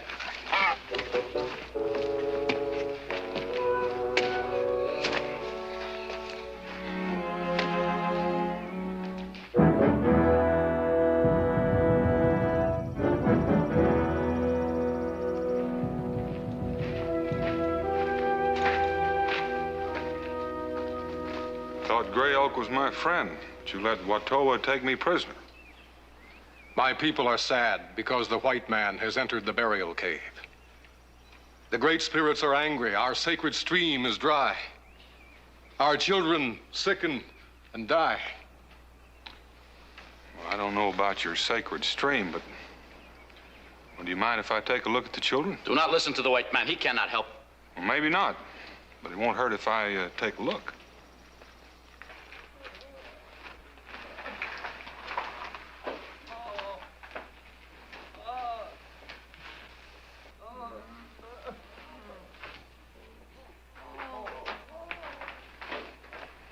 You know what milkwort looks like? You've got a name for it. Toshoma. Toshoma, a plant with the small blue berries. Right. Send your squaws out and get me a couple of baskets full. Toshoma. What can the great white warrior do with Toshoma? Why don't you wait around and maybe you can find out?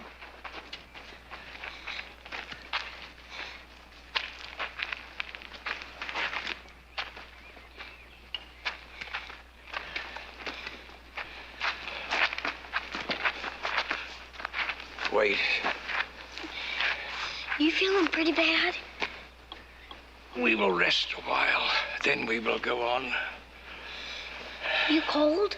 Hey, I'll make a fire. Don't you worry, Nan. I'll take good care of you.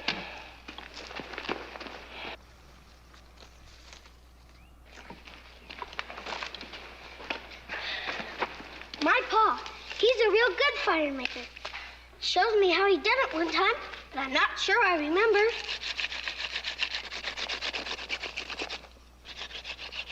Takes time, even for him sometimes.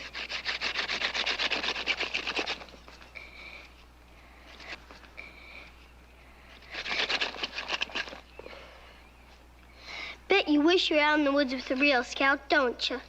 Here I'm supposed to be taking care of you, and I can't even make a fire. I will make the fire. Surely you're welcome to try.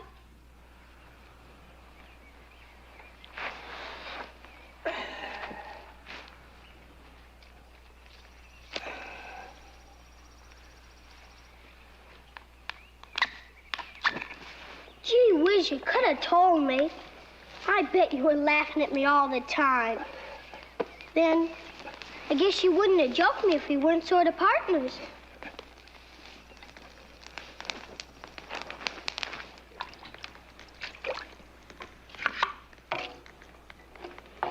Here. Give each papoose a big dose of this. The children are sick because the great spirits are angry. Only a sacrifice will make them well again. With me, it's a sacrifice, I suppose. Well, why don't you just wait around and give the broth a chance to work? This broth will rid them of the sickness the great spirits have sent. Well, if it works, Gray Elk, it'll rid them of just about everything, including what ails them. Some kind of place in the rocks where the rainwater must have collected. Here.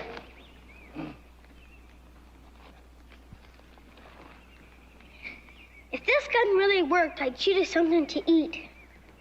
Pa says I'm going to be a good shot when I grow up. Ah, the little warrior has done well for Nitashanta. We will get food in the village.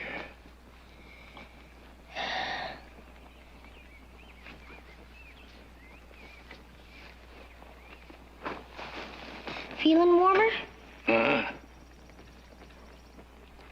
Funny. When I found you in the cave, then when me and Cincinnatus got you to home, I kept hoping you and me would go out in the woods and you'd teach me all sorts of Injun stuff. And here we're out in the woods, and it sure ain't like I hoped it'd be. Sure hope Pa's all right. The white man's medicine has done no good. The gods are waiting for our sacrifice. Every time I've used milkwort before, it's worked in a matter of... maybe working just about now. There he goes. Yes, sir, it's working now.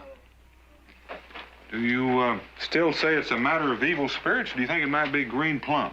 Or green apple. Reminds me when I was a boy. A bellyache's a bellyache no matter whether you're Indian or white. What of our sacred stream? Can Boone make it flow with the Tashoma plant? Well, I never claimed he would, but is there any law against my taking a look at your sacred stream? Come with me.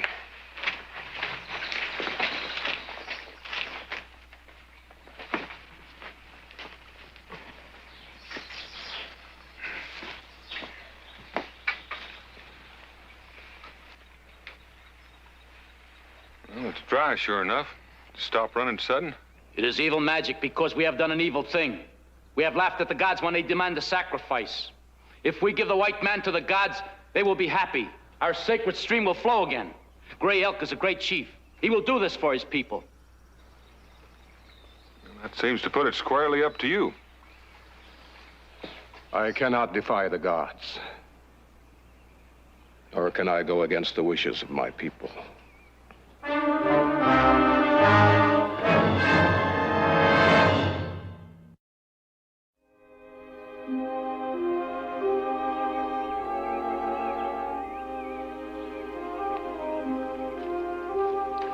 Shanta, wake up, wake up. It's time we better get going. I'm worried about Pa. We must get back to camp before dark. All the great spirits will be very angry. Your spirits got nothing to do with my Pa. He's not an Injun.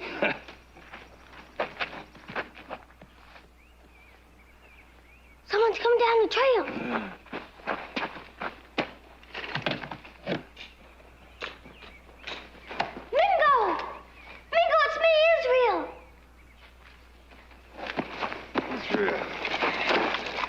Are you all right? I'm fine, Mingo. Oh, where's your father? The Indians got him.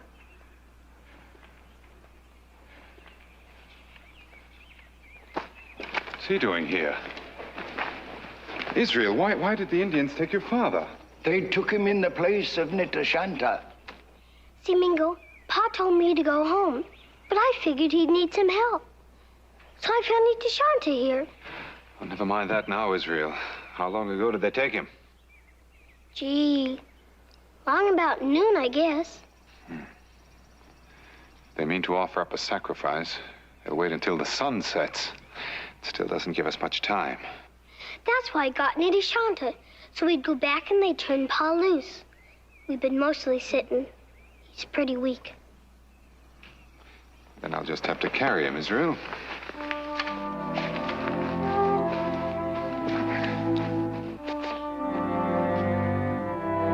Hey, wait for me!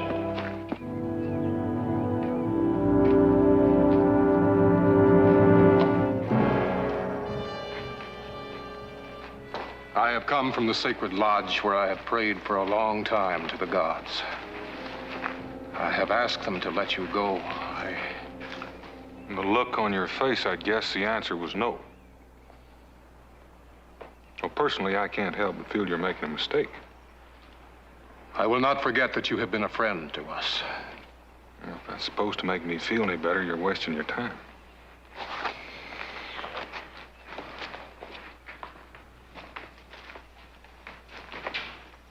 It's taken you a long time to get even, hasn't it?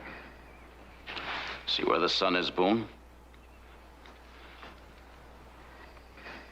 When it goes out of sight behind the hills, you will die. The gods have willed it so.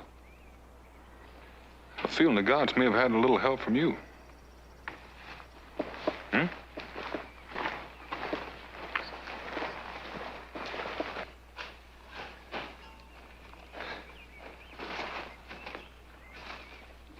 Sure you don't want to rest any, Mingo? My boy, if I put him down now, I don't think I could pick him up again. Them are just owls, Mingo. Israel, those owls are wearing scalp locks and turkey feathers. At least it means we're getting close. Come on.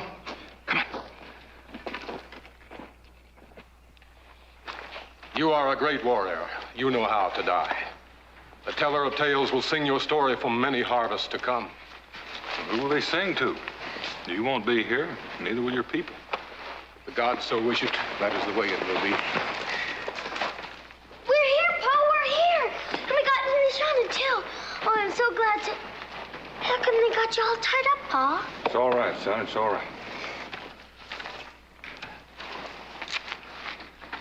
Well, Nitashanta's here. Boone is free to go. It is too late for that. Our sacred stream is dry. The gods are angry. You say the stream is dry? It is so, old one. When I was very young, the stream dried up. I remember it well. But not because the gods were angry. Do not listen to the old one. His mind is weak with age. I know where the stream is born. I will make it run, but I will need help. Ayo! Sangwo Dakana as Nitashanta. What do you say, Pa? He said he'd put a curse on any brave who follows Nitashanta. I'll go. I ain't scared of any old medicine man. Well, if you go, Israel, I guess I'll come along. No. You have carried me for many miles. My legs are rested. I will walk.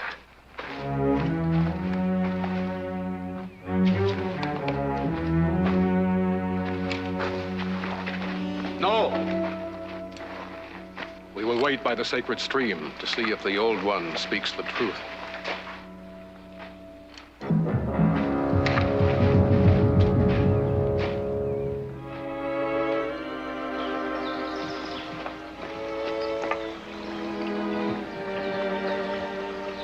Appears to me as though someone had dammed it up purposely. Foretold. When the white man died, he planned to come here. He would make the water run. His medicine, which had been weak, would be strong again. I have seen it happen. Why didn't you explain this to your people? Then my medicine would not be strong. Now I will make the stream run, not Ottawa. Gray Elk will look upon me with a new face. My brother speaks with the tongue of a wise man.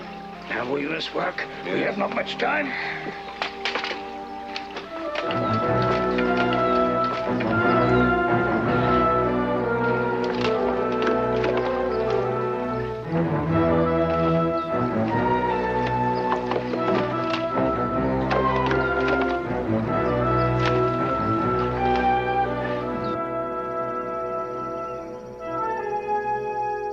We have waited long enough. The old one has spoken with a foolish tongue. The stream is still dry. The sun drops behind the hills. It's time. What's your hurry? Afraid the old man will show you up?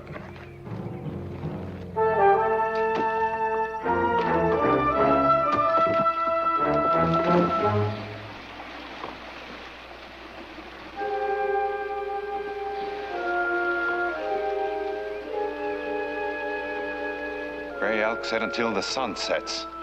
We don't have time enough to finish this and get back down the hill. You can go, Mingo. Me and Nitty Shauna will finish up.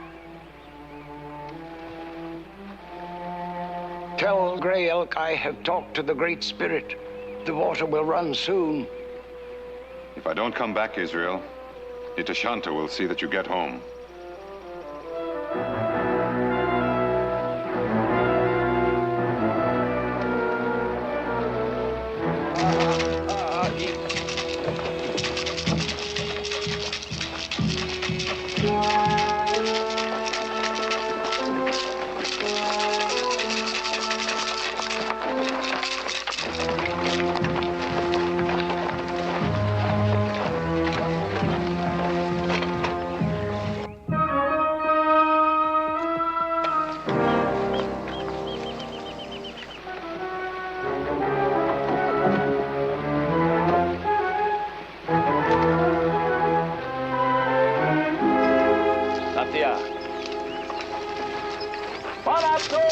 The Great Spirit has asked the sacrifice, so that he may know that his children have not turned their faces from him. This we give him.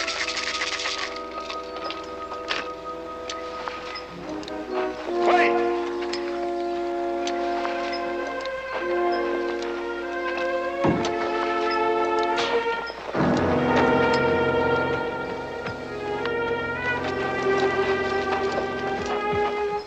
You too shall answer to the Great Spirit. Nitashanta has spoken to the Great Spirit. The Great Spirit has answered. Look!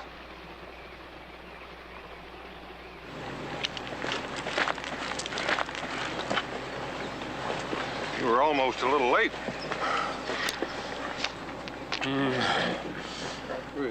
And,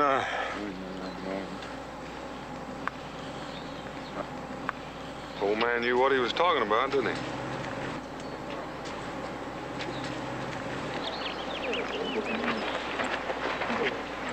The gods have smiled. You are free to go.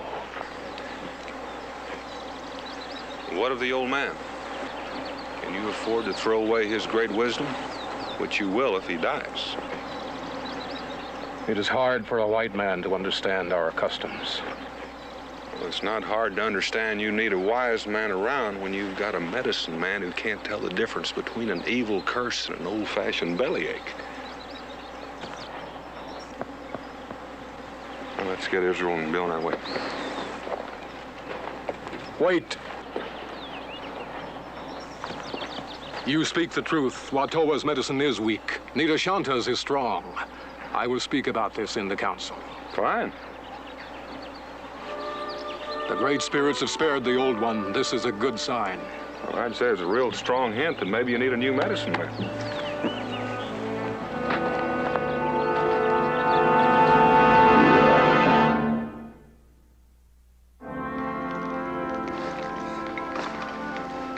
Well, we didn't get home before dark. Nope, we didn't. I don't mind stopping, though. I was getting pretty tired. I think Hannibal is getting pretty tired, too. I think we all need a rest. Pa? Hmm? You mad because Cincinnatus and me mixed into something that was none of our business? Did it teach you a lesson? I think so. Well, in that case, I'm not mad at you. As a matter of fact, I'm sort of proud of you. It was a pretty good job of tracking that old engine. Better than we could have done. Pa? Hmm? I sure wish Shauna had come on back with us. Israel, you are where you belong, and he is where he belongs. Well, do you think they're paying attention to what Paul says? You heard what Gray Elk said, that he would speak about it in the council. Well, is that what he meant? Does that mean they'll keep him around? Oh, I reckon they will. I figure they might need him if that stream runs dry again. Now, come on. Let's get going for you, Ma. Wonders where we've got to.